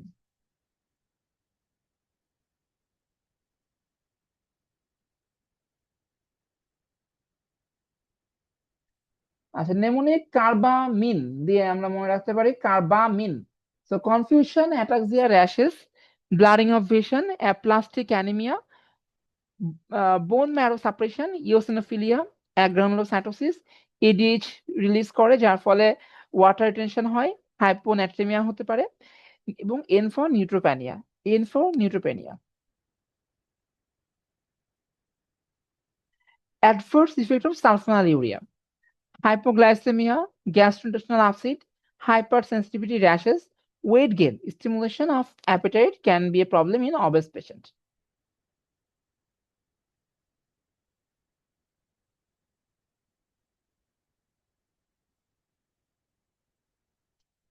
আচ্ছা, অ্যামিট্রিপটাইলিন সাইড ইফেক্ট। সো অ্যামিট্রিপটাইলিনে আমরা বেশ কিছু সাইড ইফেক্ট পাই, যদিও সবসময় এগুলো পাওয়া যায় না। Weight gain, হেডাক, dry mouth, নসা, gastrointestinal upset, change in sexual drive or performance. The following statements are true about anticoagulant. Heparin directly potentiates antithrombin 3. True. Antithrombin 3 কি? Natural anticoagulant. সো ন্যাচারাল অ্যান্টিকোয়াগুলেন্টের activity heparin বাড়িয়ে দেয়। Heparin কোনো অ্যান্টিকোয়াগুলেন্টকে উপরে কাজ করে না, এটা শুধুমাত্র ন্যাচারাল অ্যান্টিকোয়াগুলেন্ট এন্টিথ্রম্বিন 3 এর উপরে কাজ করে। Osteoporosis may occur due to prolonged therapy of heparin. True. Monitoring of heparin is done by prothrombin time. False. আমরা APTT দিয়ে এটা মনিটর করে থাকি। Warfarin can be safely given in pregnancy. False. Contraindicated. Anticoagulants are contraindicated in major surgery within 10 days. False. আমরা 10 days এর মধ্যে দিতে পারি। এখন কোনো পেশেন্টের যদি এম্বোলিজম হয়, আমরা তো দিয়ে থাকি, তাই না? সো দেওয়া যায়। তো হেপারিন সম্পর্কে আমরা একটু জানবো। First obtained from liver, highly acidic, negatively charged, source mast cell basophil. Heparin potentiates the action of antithrombin 3, which inhibit thrombin and 10A, 9A, 11A, 12A. Therefore, prevent coagulation. Protamine sulfate and toluidine blue are heparin antagonists. Heparin action should be monitored by APTT. Common adverse effects of heparin are thrombocytopenia, osteoporosis, alopecia. Low molecular weight heparin have greater activity against 10A but less effect on thrombin, long duration of action, and require no monitoring. So suitable for home treatment. Low molecular weight heparin includes enoxaparin, deltaparin, clinazepam, diaparin. আমার কেন জানি মন বলে যে খুব recently পরীক্ষাতে লো molecular weight heparin থেকে question আসবে। Not contraindicated in pregnancy. Adverse effect, alopecia, bleeding complication, hypersensitivity reaction. Heparin preparations are obtained from porcine source. Therefore, may be antigenic. Possible adverse reaction include chill, fever, urticaria, or anaphylactic shock. Thrombocytopenia, abnormal liver function test, osteoporosis on long-term heparin therapy. এছাড়াও heparin hyperkalaemia করতে পারে। Heparin may cause hyperkalemia. Nitrofurantoin. আমরা এক্সপ্লানেশনটা আগে দেখি, তারপরে কোশ্চেনে যাই। Nitrofurantoin is a broad-spectrum bactericidal antibiotic that, through a complex mode of action which is not completely understood, affects both gram-negative and gram-positive bacteria, shows enhanced activity in alkaline urine. The implied pathogenesis of antibiotic injury is an alteration of the bladder mucosa and its protective mucin coating to allow urine-mediated damage to the bladder wall. Nitrofurantoin should not be used in pyelonephritis or prostatitis, thus the subpopulations were excluded from the efficacy analysis. So nitrofurantoin has greater activity in alkaline urine. True. Has a narrow spectrum antibiotic. False. Broad spectrum antibiotic is bactericidal. True. Is used chronically if used chronically cause urinary bladder changes. True.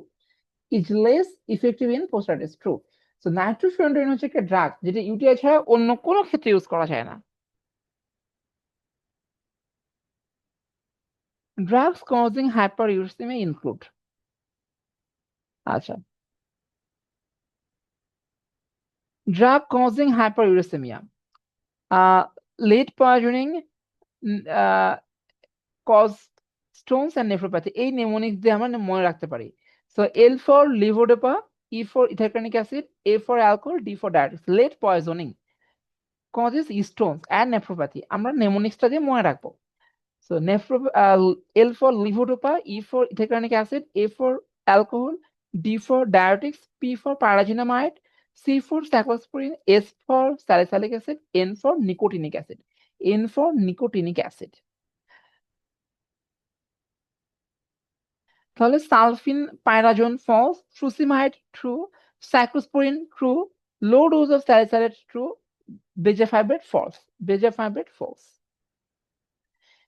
Anesthetic agent that increase the intracranial pressure is or are. এই টাইপের কোশ্চেনটি একটু atypical question বলি আমরা, ঠিক আছে, সবসময় আসে না, বাট মাঝে মাঝে এই টাইপের কোশ্চেন দিয়ে দেয়। Anesthetic agent that increase the intracranial pressure. So কোন anesthetic agent গুলো intracranial প্রেসার বাড়াচ্ছে?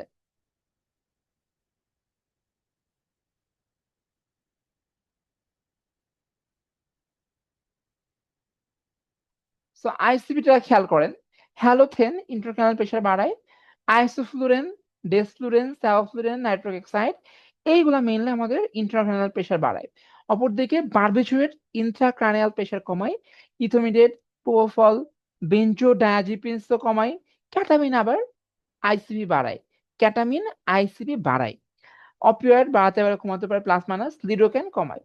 তাহলে এই বক্স থেকে খেয়াল করেন যে আইসিপি বাড়াচ্ছে হ্যালোথেন, আইসোফ্লুরেন, ডেসফ্লুরেন, সেওফ্লুরেন এবং নাইট্রাস অক্সাইড, ক্যাটামিন এই ড্রাগগুলো। Sevoflurane true, thiopentone sodium false, lignocaine false, propofol false, halothane true. Agents used for the treatment of post-operative shivering include drugs to treat post-operative shivering, clinical and experimental দুই ক্ষেত্রে আমরা use করে থাকি। Tramadol, pethidine, alfentanil, magnesium sulphate, clonidine, ketamine, propofol, ondansetron, doxapram, nefopam, meperidine, ketanserin, physostigmine. ঠিক আছে, so এখানে answer হচ্ছে atropine false, pethidine true, tramadol false. So pethidine, tramadol এগুলো আমরা পোস্ট অপারেটিভ শিভারিং এর ক্ষেত্রে ইউজ করতে পারি। Antibiotics that have beta-lactam ring. Beta-lactam antibiotics, which are named for the beta-lactam ring in their chemical structure, include the penicillin, cephalosporins, and related compounds. These agents are active against many gram-positive, gram-negative, and anaerobic organisms. তাহলে beta-lactam ring আছে কাদের? beta-lactam antibiotic যারা, benzathine, penicillin true, tobramycin false, এটা aminoglycoside, mecillinam true, monobactam true, vancomycin false, এটা glycopeptide.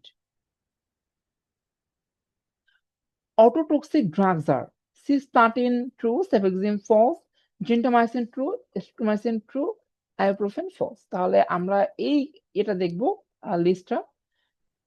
Autotoxic drugs, aminoglycoside, quinine, quinidine, chloroquine, salicylate, furosemide, anti-calcium drug, calcium channel blocker যেগুলো আছে, cisplatin, cyclophosphamide, bleomycin, macrolides এবং amphotericin B.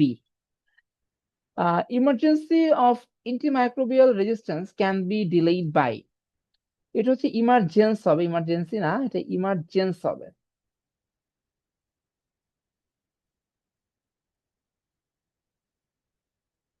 আচ্ছা, তাহলে antimicrobial রেজিস্ট্যান্সটা আমরা কিভাবে prevent করতে পারি, কোশ্চেনটা এখান থেকে করা হচ্ছে।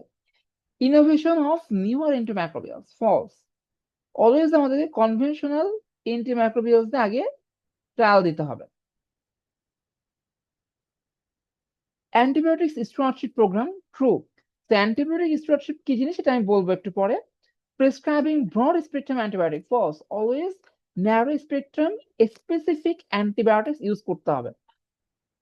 Recycling of অ্যান্টিমাইক্রোবিয়ালস। রিসাইক্লিং বলতে কি বোঝানো হয়? রিসাইক্লিং বলতে বোঝানো হয় যে একজন পেশেন্ট একটা কন্ডিশনের জন্য একটা অ্যান্টিবায়োটিক ইউজ করেছে, সামহাও তার ওটা ঠিক হয়ে গেল বা সিমটম রিলিভ হলো, কিছুদিন পরে আবার সিমটম রাইজ করলো, তখন আবার ওই অ্যান্টিবায়োটিক দেওয়া, এটাকে বলা হয় রিসাইক্লিং। সো অ্যান্টিবায়োটিক সবসময় আমাদেরকে কালচার সেন্সিটিভিটি করে দিতে হবে আর কি। Institutional antimicrobial guideline true.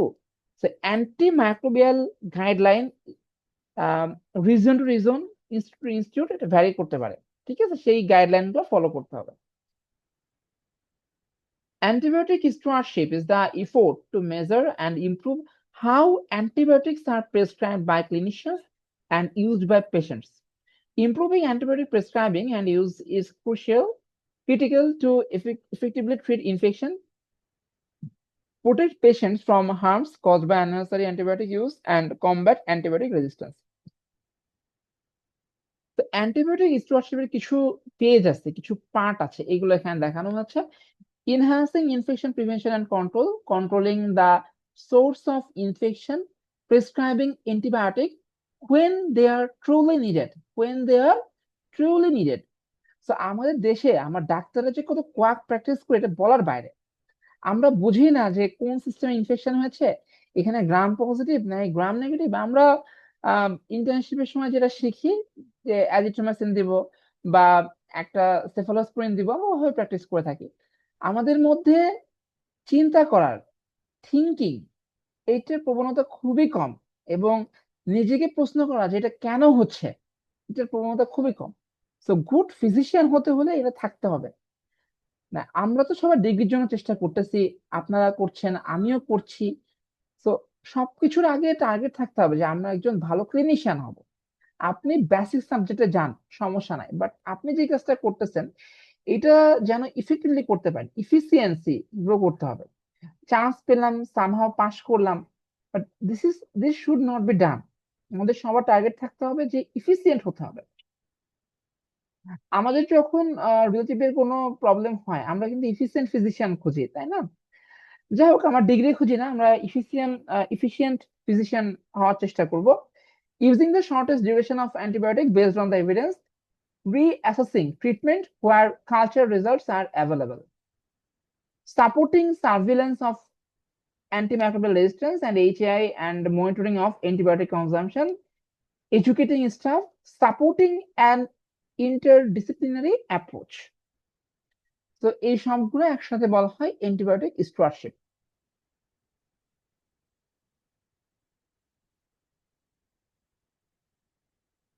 আচ্ছা, ইরেশনাল প্রেসক্রাইবিং নিয়ে একটু কথা বলবো। Use of drugs when no drug therapy is indicated, use of wrong drug for a specific condition. আমরা স্পেসিফিক কন্ডিশনে বুঝতে পারি না, তাই না? একটা ড্রাগ তো দিয়ে ফেলি। Use of drug with doubtful or unproven efficacy, use of drugs of uncertain safety status, failure to provide available, safe and effective drugs, use of correct drugs with incorrect administration, doses and duration. So anticoagulants are heparin true, enoxaparin true, rivaroxaban true, aspirin false, clopidogrel false. They are antiplatelet. Aspirin, clopidogrel are antiplatelet. আচ্ছা, আমরা এই বক্সটা দেখবো। এই বক্সটা পরীক্ষার জন্য infinity star. Cyclooxygenase inhibition, এটা অ্যান্টিপ্লাটলেট ড্রাগের ক্লাসিফিকেশনটা পড়বো। এটা অ্যাসপিরিন, ক্লোপিডোগ্রিল, প্লাসোগ্রেল, টিকাগ্রেলর। এটা অ্যাডেনোসিন ডাইফসফেট এডিপি রিসেপ্টর ইনহিবিশনের মাধ্যমে কাজ করে থাকে। Abciximab, tirofiban, eptifibatide. They work through inhibition of glycoprotein 2B3A receptor. Dipyridamol, phosphodiesterase ইনহিবিশনের মাধ্যমে কাজ করে থাকে। সো অ্যান্টিপ্লাটলেট ড্রাগসের example with mode of action খুব ভালো করে পড়তে হবে। আচ্ছা, oral anticoagulant, vitamin K antagonism, warfarin, coumarin, direct thrombin inhibition, dabigatran, direct 10A inhibition, rivaroxaban, epixaban, eroxaban. Injectable anticoagulants, antithrombin dependent inhibition of thrombin and 10A, heparin, low molecular weight heparin, antithrombin dependent inhibition of 10A, fondaparinux, deniparoid, direct thrombin inhibition, ergotraban এবং bivalirudin, ergotraban এবং bivalirudin. ওকে, আমরা এখন 2022 সালের কোশ্চেনটা solve করব। এখানে কারো কোনো কনফিউশন আছে কিনা? এই পর্যন্ত যা পড়িয়েছি কারো কোনো কনফিউশন আছে কিনা? So following are the adverse effects of propranolol due to blocking of the beta receptor. So আমরা 3টে সালের কোশ্চেন আজকে সলভ করছি, এর মধ্যে বেটা রিসেপ্টর দুইবার পেয়ে গিয়েছি অলরেডি, তাই না?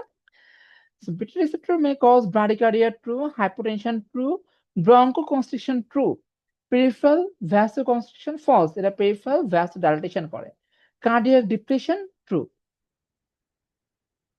তো বেটা ব্লকার্স এর ক্লাসিফিকেশনটা পরীক্ষার জন্য 3 star topics. Non selective beta blocker, beta 1 বেটা 2 জেনারেশন 1 বলা হয় propranolol, ন্যারোলল, timolol. Beta 1 selective atenolol, metoprolol, bisoprolol, nebivolol, esmolol. Block beta plus alpha combined alpha and beta blocker, labetalol, carvedilol, medroxalol এবং bucindolol. ওকে, আচ্ছা, বেটা ব্লকার এখানে action গুলা একটা ফ্রেমে দেখানো হয়েছে, একটা ফিগারের মাধ্যমে দেখানো হয়েছে। প্রোপ্রানলল বেটা 1 প্লাস বেটা 2 ব্লকার, এটা heart rate, force of contraction, blood pressure এগুলা কমায়। বেটা 1 রিসেপ্টর হার্টে থাকে, বেটা 2 রিসেপ্টর থাকে লাংসে, ব্রঙ্কো কনস্ট্রিকশন করে, ভেসো কনস্ট্রিকশন করে। আচ্ছা, এপিনেফ্রিন, নর এপিনেফ্রিন যখন কাজ করে তখন এটা ডিসচার্জ কমায় এবং পেরিফেরাল ভ্যাসো কনস্ট্রিকশনকে ইনহিবিট করে, পেরিফেরাল ভ্যাসো ডাইলেটেশন করে। Pharmacological action, heart sympathetic stimulation, বেটা 1 রিসেপ্টর অন মায়োকার্ডিয়াম। সো যখন বেটা 1 কে ব্লক করা হয়, বেটা ব্লকার ইউজ করি আমরা, তখন কি পাচ্ছে, মায়োকার্ডিয়াল কন্ট্রাক্টিলিটি কমে যাচ্ছে, হার্ট রেট কম হবে, কার্ডিয়াক আউটপুট কমে যাবে, কার্ডিয়াক ওয়ার্ক কমবে, অক্সিজেন কনজাম্পশন কমবে। তো আলটিমেটলি অক্সিজেন কনজাম্পশন কম থাকলে আমাদের ইসকেমিক পেইন থেকে পেশেন্ট রিলিফ পাবে। তো এখানে আলটিমেটলি কি হচ্ছে, increase refractory period, AV conduction is delayed, decrease automaticity. Automaticity বলতে অ্যারিথমিয়ার রিস্ক কমাই, অ্যারিথমিয়ার রিস্ক কমাই। Blood vessels alpha 1 alpha 2 receptor দুইটার পরে কাজ করে। আচ্ছা, anti hypertensive action beta blocker কেন শো করে? Reduce noradrenaline release from sympathetic terminal due to blockade of presynaptic beta receptor mediated facilitation of release process, decrease renin release from kidney, decrease central sympathetic outflow. আচ্ছা, respiratory ট্র্যাক্টে কি কাজ করছে? বেটা 2 receptor bronchial ব্রঙ্কোডাইলেশন কে এটা prevent করে, beta blocker broncho constriction করবে। Asthmatic পেশেন্টের ক্ষেত্রে আমরা অ্যাভয়েড করব। Metabolic effect, mask sympathetic manifestation of hypoglycemia, plasma triglyceride level increase, LDL HDL ratio is increased. IA কি কাজ করে? গ্লুকোমার ক্ষেত্রে আমরা কেন ইউজ করি, এই কোশ্চেনটা আমি করেছিলাম আপনাদের। সিলিয়ারি এপিথেলিয়ামে বেটা 2 রিসেপ্টর থাকে, এটা increase aqueous secretion. So beta blocker এটাকে ব্লক করলে দেয়ার ব্লকে reduce aqueous secretion. So aqueous সিক্রেশনটা রিডিউস হলে ইন্ট্রাঅকুলার প্রেশারটা কমে যাচ্ছে এবং গ্লুকোমা থেকে এটা পেশেন্ট রিলিফ পায়। আচ্ছা, এখন আরো একটু বেসিক কথায় আসি। What is glaucoma? Glaucoma is nothing but optic disc damage due to raise intraocular pressure. So intraocular প্রেশারের জন্য মেইনলি দায়ী অ্যাকুয়াস হিউমার, তাই না? সো অ্যাকুয়াস হিউমারের ফ্লো সিক্রেশনটা যখন আমরা কমাতে পারবো তখন ইন্ট্রাঅকুলার প্রেশার কমবে, পেশেন্টের গ্লুকোমা ইমপ্রুভ করবে। Is it clear? এইটা ক্লিয়ার কিনা একটু রেসপন্স করবেন। এটা ক্লিয়ার কিনা? জি ভাইয়া। ওকে, আচ্ছা, adverse effect of beta blocker আমি আগেও বলেছি, এখানে একটা নেমোনিক্স দিয়ে বলবো।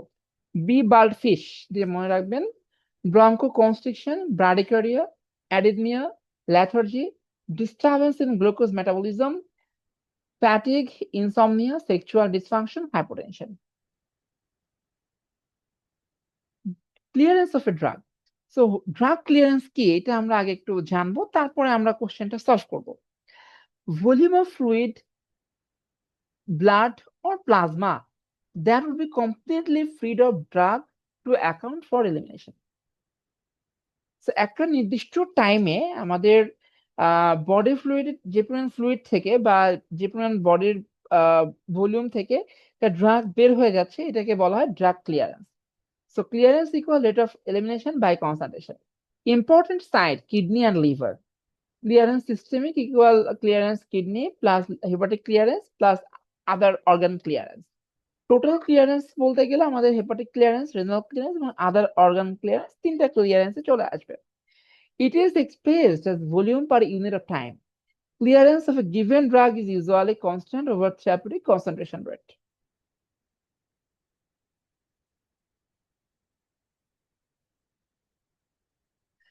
আচ্ছা, ড্রাগ ক্লিয়ারেন্স আমরা একটা ইকুয়েশনের মাধ্যমে এক্সপ্রেস করতে পারি 0.693 into VD by T half. তো ভিডি বলতে volume of distribution, T half half life. Clinical importance: clearance is the only factor determining the average drug concentration after the IV injection of a given dose. Predict of an average drug concentration within a therapeutic window. Variation of clearance occurs in impairment of kidney and liver. Decrease when drug is strongly protein bound. May exceed GFR. এই পয়েন্টগুলো অনেকের একটু বুঝতে অসুবিধা হতে পারে। মে exceed GFR, এটা আপনাদেরকে আমি একটু এক্সপ্লেন করে দেখাই।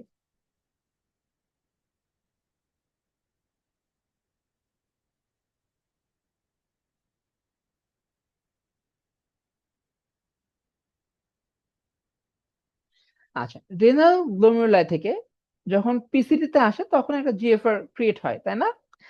আচ্ছা, সো এখানে বলছে রেনাল ক্লিয়ারেন্স বা ক্লিয়ারেন্স এটা জিএফআর কে এক্সিড করতে পারে। কেন করতে পারে? কিছু ড্রাগ কি হয়, অ্যাক্টিভ টিউবুলার সিক্রেশন হয়। অ্যাক্টিভ টিউবুলার সিক্রেশন হয়, মনে করেন এখানে আসলো হচ্ছে জিএফআর থেকে 10 ইউনিট আসলো, 10 ইউনিট আসলো। আচ্ছা, তারপরে অ্যাক্টিভ সিক্রেশন হলো 2 ইউনিট, টোটাল কত হচ্ছে ক্লিয়ারেন্স? 12 ইউনিট। তাহলে এই 12 ইউনিট জিএফআর কে এক্সিড করে যাচ্ছে, এই জন্য বলা হচ্ছে clearance may exceed GFR. Is it clear? এটা বুঝতে পারছেন কিনা? ক্লিয়ারেন্স মে জি এক্সিড ভাইয়া, জি। GFR. Okay,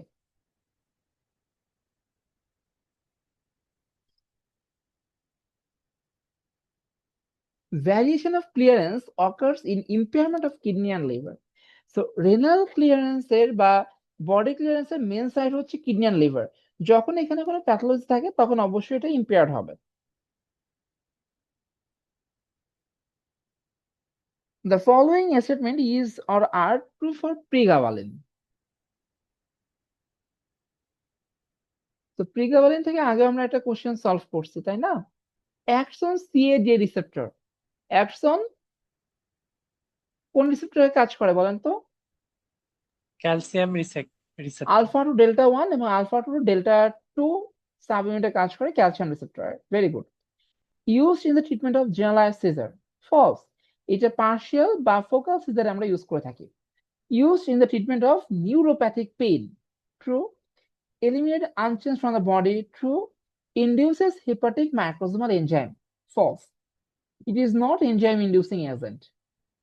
Mechanism of action of pregabalin. Pregabalin is structurally related to the anti-epileptic drug gabapentin, and the site of action of both drugs is similar. The alpha to delta protein, an auxiliary subunit of voltage gated calcium channel. Pregabalin subtly reduces the synaptic release of several neurotransmitters, apparently by binding to alpha to delta subunit, and possibly accounting for its action in vivo to reduce neuronal excitability and seizure. Indication: neuropathic pain, heart-induced partial seizure. Pharmacokinetics of pregabalin. Pregabalin oral bioavailability is approximately 90% and is independent of dose and frequency of administration. Food reduces the rate of pregabalin absorption, resulting in lower and delayed maximum plasma concentration. Yet, the extent of drug absorption is unaffected, suggesting that pregabalin may be administered without regard to meals. So, with or without food, আমরা এই ড্রাগটা দিতে পারি। Pregabalin elimination half-life is approximately 6 hours, and steady state is achieved within 1 to 2 days of repeated administration. Corrected for oral bioavailability, pregabalin plasma clearance is essentially equivalent to renal clearance, indicating that pregabalin undergoes negligible non-renal elimination. তাহলে pregabalin mainly renal elimination হয়ে থাকে। Pregabalin demonstrates desirable, predictable pharmacokinetics properties that suggest ease of use. Because pregabalin is eliminated renally, renal function affects its pharmacokinetics. তো renal ইমপ্যারমেন্টের ক্ষেত্রে ফার্মাকোকিনেটিক্সটা change হয়ে যেতে পারে। Side ইফেক্টটা আমরা আগেও বলেছি, আমি আর এখানে বলছি না। কোশ্চেনটাও সলভ করা হয়েছে, আমরা নেক্সট কোশ্চেনে চলে যাই। Atropine or its substitutes is or are used to treat. তো হোয়াট ইজ অ্যাট্রোপিন? এটা আপনারা আগে বলেন আমাকে। Muscarinic antagonist. Muscarinic antagonist, very good. তো ব্রঙ্কিয়াল অ্যাজমাতে ইউজ করা যায় না, ফলস। গ্লুকোমাতেও আমরা ইউজ করতে পারি না। মোশন সিকনেসে এটা ফলস দিয়েন। Parkinson disease true, myasthenia gravis false. So atropine is a tertiary amine, can cross blood-brain barrier. Duration of action 7 to 10 days. Can be used in treatment of OPC poisoning, pre-anesthetic pre-medication to prevent synechia in eye, sinus bradycardia after MI. আচ্ছা, অ্যাট্রোপিনের organ system কি কি মানে effect কি কি আছে এটা জানতে হবে, পরীক্ষার জন্য important. So eye pupil dilatation করে, সাইক্লোপ্লেজিয়া করে, এয়ারওয়ে ব্রঙ্কোডাইলেটেশন করে, সিক্রেশন করে। তো অ্যাট্রোপিন আমরা ব্রঙ্কিয়াল অ্যাজমাতে কিন্তু ইউজ করি না, এটা মাথায় রাখেন। যদিও এটা ব্রঙ্কোডাইলেশন করে, বাট এটা ব্রঙ্কিয়াল অ্যাজমাতে ইউজ করা হয় না। Stomach decrease secretion, gut decrease mortality, bladder decrease urgency in cystitis. Adverse effect এটা একটা নেমোনিক্স দিয়ে আমরা মনে রাখি। Hot as hare, fast as fiddle, dry as a bone, red as a beet, bland as a bat, mad as hatter, full as a flask, jimson weed দরকার নেই, এই পর্যন্ত জানলেই হচ্ছে। তাহলে অ্যাডভার্স ইফেক্ট গুলো একটু দেখেন।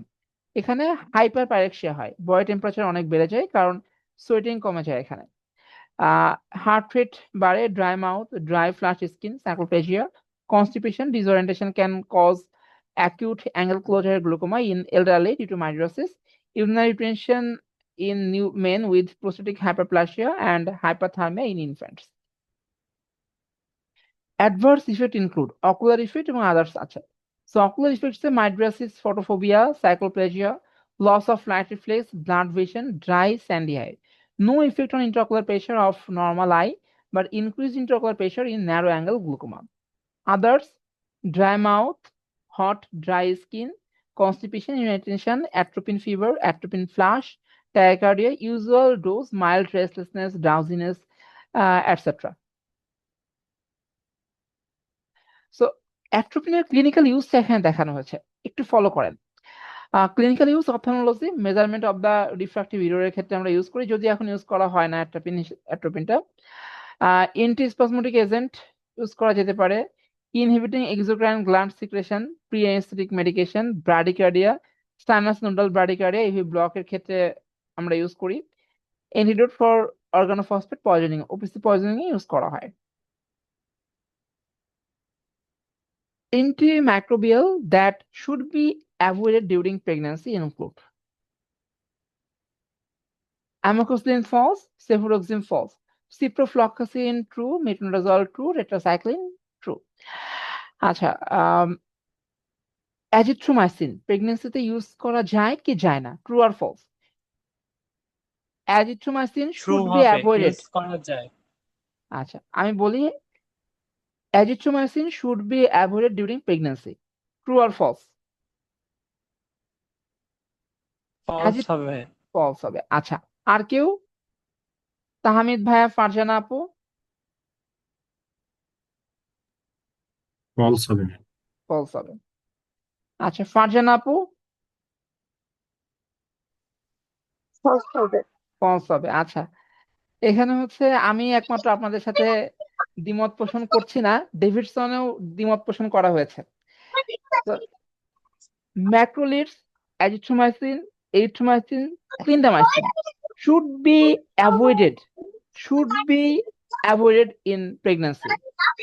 Macrolides, azithromycin, erythromycin, clindamycin are contraindicated in pregnancy. মনে থাকবে? রেফারেন্স কি? ডেভিডসন। মনে থাকবে কিনা? রেসপন্স করেন ভাই আপুরা। হ্যাঁ, জি ভাইয়া। জি ভাইয়া, জি। তাহমিদ ভাই ঠিক আছে? জি ভাই, ঠিক আছে। আচ্ছা, এইটা বারবার জিজ্ঞাসা করার রিজন হচ্ছে আমরা যখন ইন্টার্নশিপ করেছি তখন প্রেগন্যান্সিতে ইনভ্যারিয়েবলি আমরা এরিথ্রোমাইসিন দিয়েছি, তাই না?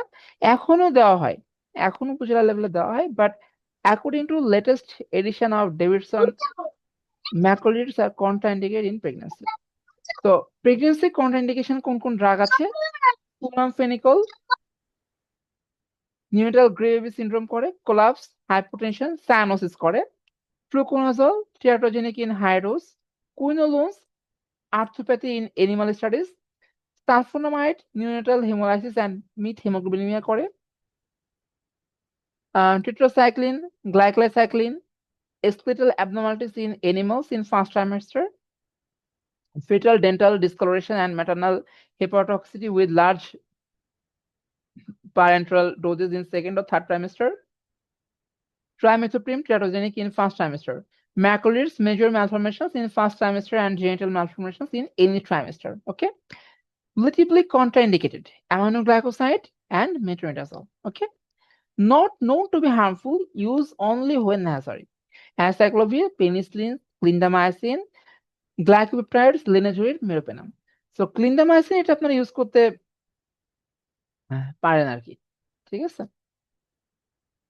ক্লিন্ডামাইসিন ইউজ করা যেতে পারে।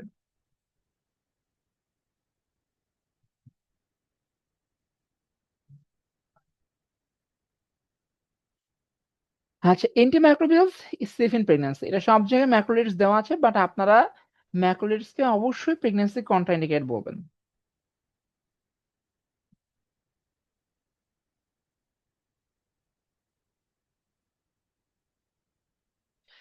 তাহলে আমি আবারও বলছি, অ্যাজিথ্রোমাইসিন, এরিথ্রোমাইসিন, ক্লাইট্রোমাইসিন, আমি মেবি ক্লিন্ডামাইসিন বলছিলাম, ক্লাইট্রোমাইসিন, এই তিনটা ড্রাগ যেটা ম্যাক্রোলিডস আমার প্রেগন্যান্সিতে এটা কন্ট্রাইন্ডিকেটেড, অ্যাজিথ্রোমাইসিন, এরিথ্রোমাইসিন এবং ক্লাইট্রোমাইসিন।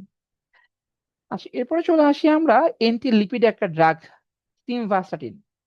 সিমভাস্টাটিন কোন গ্রুপের ড্রাগ বলেন তো? সিমভাস্টাটিন স্ট্যাটিন গ্রুপের ড্রাগ। আমরা অ্যাটরভাস্টাটিন, রোসুভাস্টাটিন ইউজ করে থাকি, আর সিমভাস্টাটিন একটা চমৎকার ড্রাগ, যদি এটা ইউজ কম করা হয়। আচ্ছা, lowers LDL cholesterol, true, acts by stimulating HMG-CoA reductase, false, acts by inhibiting HMG-CoA reductase enzyme. Each associated with rhabdomyolysis, true, reduced creatine kinase, false, can be safely used in pregnancy, false. Reduced creatine kinase, false, can be safely used in pregnancy, false. Simvastatin is pregnancy contraindicated. Reduced creatine kinase এটা false, creatine kinase বাড়ায়, এটা creatine kinase বাড়ায়। আচ্ছা, সেরাম creatinine এবং creatinine kinase এটার মধ্যে difference কি? এরা কি একই নাকি ভিন্ন? তাহমিদ ভাইয়া বলেন তো।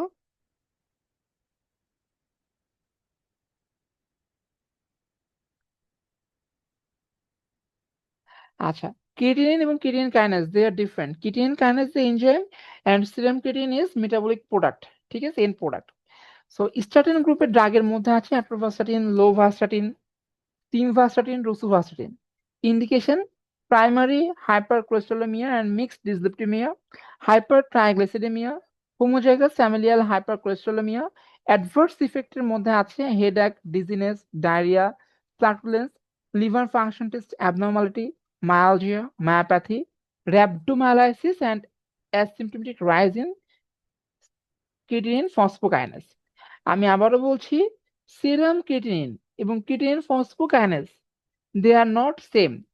Serum creatine or creatine is end metabolic product and CPK or creatine phosphokinase is an enzyme, muscle enzyme. Following is or are crucial measures to contain antimicrobial resistance. So contain বলতে prevent করাকে বোঝাচ্ছে এখানে। Prescribing of newer antimicrobials, false. We should always prescribe conventional or older antimicrobials. Newer antimicrobials should be preserved for future uses. Recycling of antimicrobials, false. এটার explanation আমি দিয়েছি। Adherence to local antimicrobial guideline, true. Prescribing of injectable antimicrobials, false. Always should try with oral antimicrobials. Availability of culture sensitivity, true. So culture sensitivity যদি আমাদের available হয় তখন antibiotic prescribe করা অনেক easy হয়ে যাবে এবং অ্যান্টিব্যাকটেরিয়াল রেজিস্ট্যান্সটা প্রিভেন্ট করা সহজ হবে।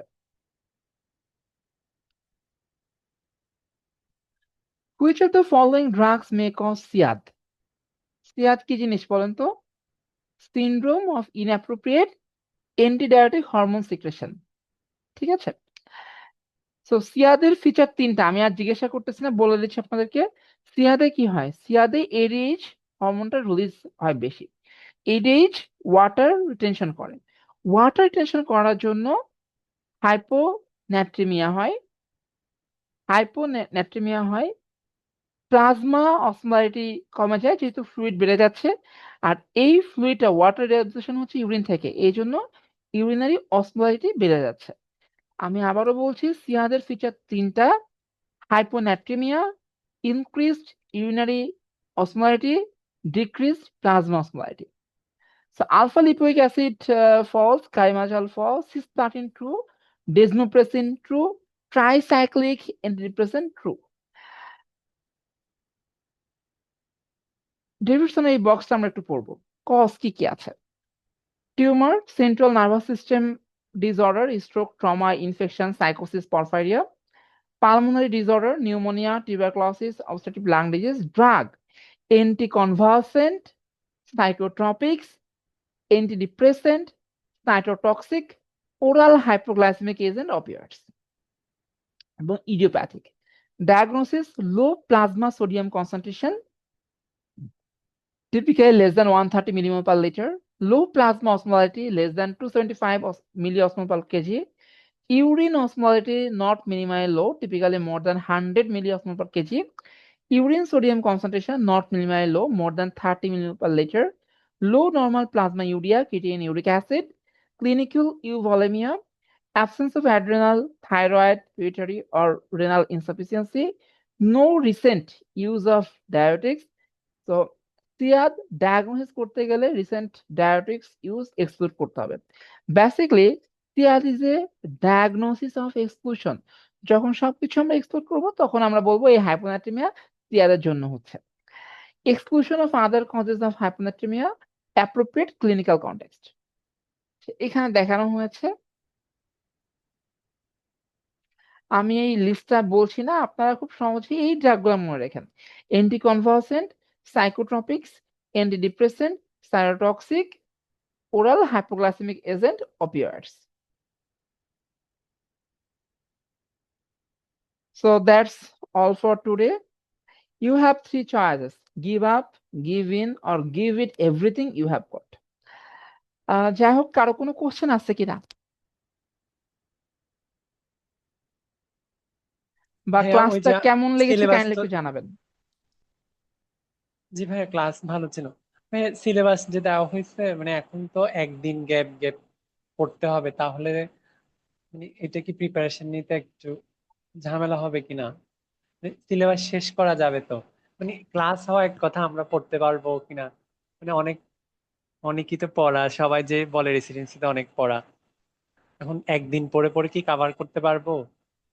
আচ্ছা, এটা হচ্ছে আপনাদের হাতে সময় আছে 3 মাস। এখন আমরা যে লং ব্যাচ স্টার্ট করি আর কি, ঠিক আছে, সেটা ইউজুয়ালি জানুয়ারি থেকে স্টার্ট করা হয়। তখন সপ্তাহে একটা ক্লাস থাকে, যেমন নিওপ্লাজম একটা ক্লাস থাকে সপ্তাহে, জেনেটিক্স থাকে সপ্তাহে একটা ক্লাস। ঠিক আছে, তো নিওপ্লাজম জেনেটিক্স আমরা 2 সপ্তাহে পড়াই লং ব্যাচে। লং ব্যাচে নিওপ্লাজম জেনেটিক্স 2 সপ্তাহে পড়াই। আর আপনাদের ক্লাস আমরা কি করছি, নিওপ্লাজম জেনেটিক্স মেবি একটা ক্লাসে দেওয়া এবং মাঝে একদিন গ্যাপ দেওয়া আছে, আমার যতদূর মনে পড়ে আর কি। এখন ডিফারেন্সটা কোথায়? ডিফারেন্সটা হচ্ছে মেন্টরের উপর ডিপেন্ড করে। লং ব্যাচের ক্ষেত্রে আমি যেভাবে পড়াইতাম, যত কিছু বলতাম, আমি তো এখন তত কিছু বলবো না। আপনার পড়াটা গোছাতে হবে, পড়াটা ইজি করতে হবে। এখন লং ব্যাচে আমি প্রত্যেকটা ওয়ার্ড বাই ওয়ার্ড পড়াই, সেটা আমি এখানে পড়াবো না। এখানে জাস্ট পরীক্ষার জন্য যতটুকু লাগবে। আর আপনারা হচ্ছে একদিন গ্যাপ আর শুক্রবার তো একটা দিন পাচ্ছেন, শুক্রবারটা কিন্তু আমরা ফ্রি রাখছি। অন্য সব জায়গায় দেখবেন সব ক্লাস থাকে ফ্রাইডেতে, বাট আমরা ফ্রাইডে ফ্রি রাখছি একটা রিজন, সেটা হচ্ছে যাতে আপনারা ফ্রাইডেতে পড়তে পারেন, এই জন্য।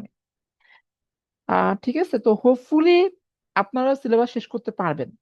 এবং আমরা যদি অনেকে যেটা বলতেছেন যে গ্যাপটা খুব কম, গ্যাপটা বাড়ালে ভালো হতো, আমাদের তো প্রবলেম নাই, আমাদের জন্য আরো ভালো হতো যদি আমরা গ্যাপ বাড়াইতে পারতাম। তো গ্যাপ বাড়লে অসুবিধা হচ্ছে সিলেবাস শেষ হবে না, সিলেবাসটা শেষ করতে হবে, আপনাকে সবকিছু টাচ করে যেতে হবে। এবং মূল পড়া শেষ 3 মাসই হয়।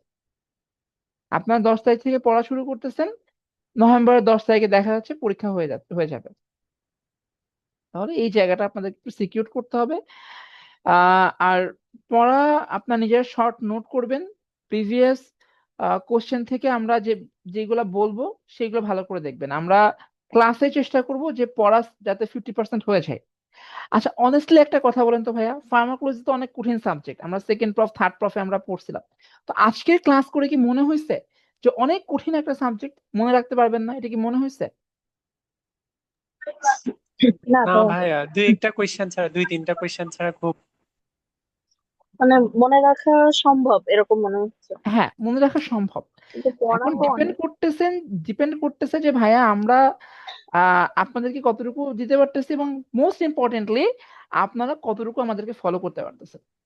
তো আমি বলবো যে আমি খুব কনফিডেন্ট আমার ক্লাসগুলো নিয়ে, আমি যে ক্লাসগুলো নিচ্ছি বা নিব, আমি খুব কনফিডেন্ট যে আমার ক্লাস উইদাউট মানে কেউ যদি ব্লাইন্ডলি ফলো করে, ইনশাল্লাহ 70 to 80% উনি অ্যান্সার করে আসতে পারবেন।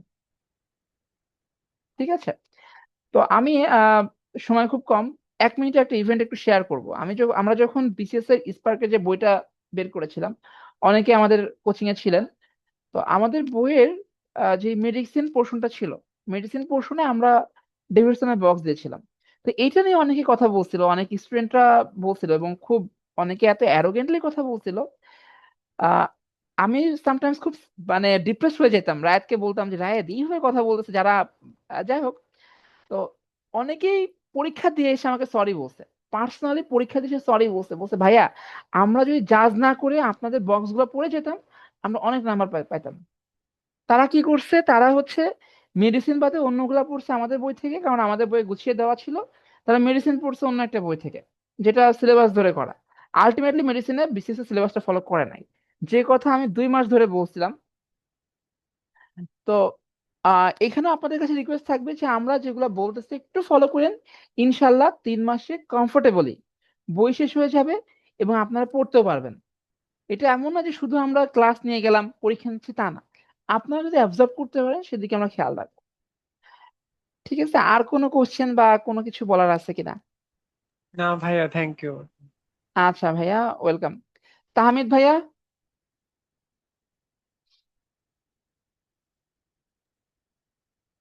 থ্যাংক ইউ ভাইয়া, ক্লাসটা ভালো ছিল, খুবই ভালো আচ্ছা, ছিল। ঠিক আছে ভাই, সবাই ভালো থাকবেন, সবার জন্য শুভকামনা থাকলো। আর আমাদের শিডিউল ক্লাস রেসিডেন্সি ব্যাচে 11 তারিখ থেকে শুরু হচ্ছে। আশা করি সবাই লাইভ ক্লাস অ্যাটেন্ড করবেন। Thank you. আসসালামু আলাইকুম। আসসালামু আলাইকুম। আসসালাম।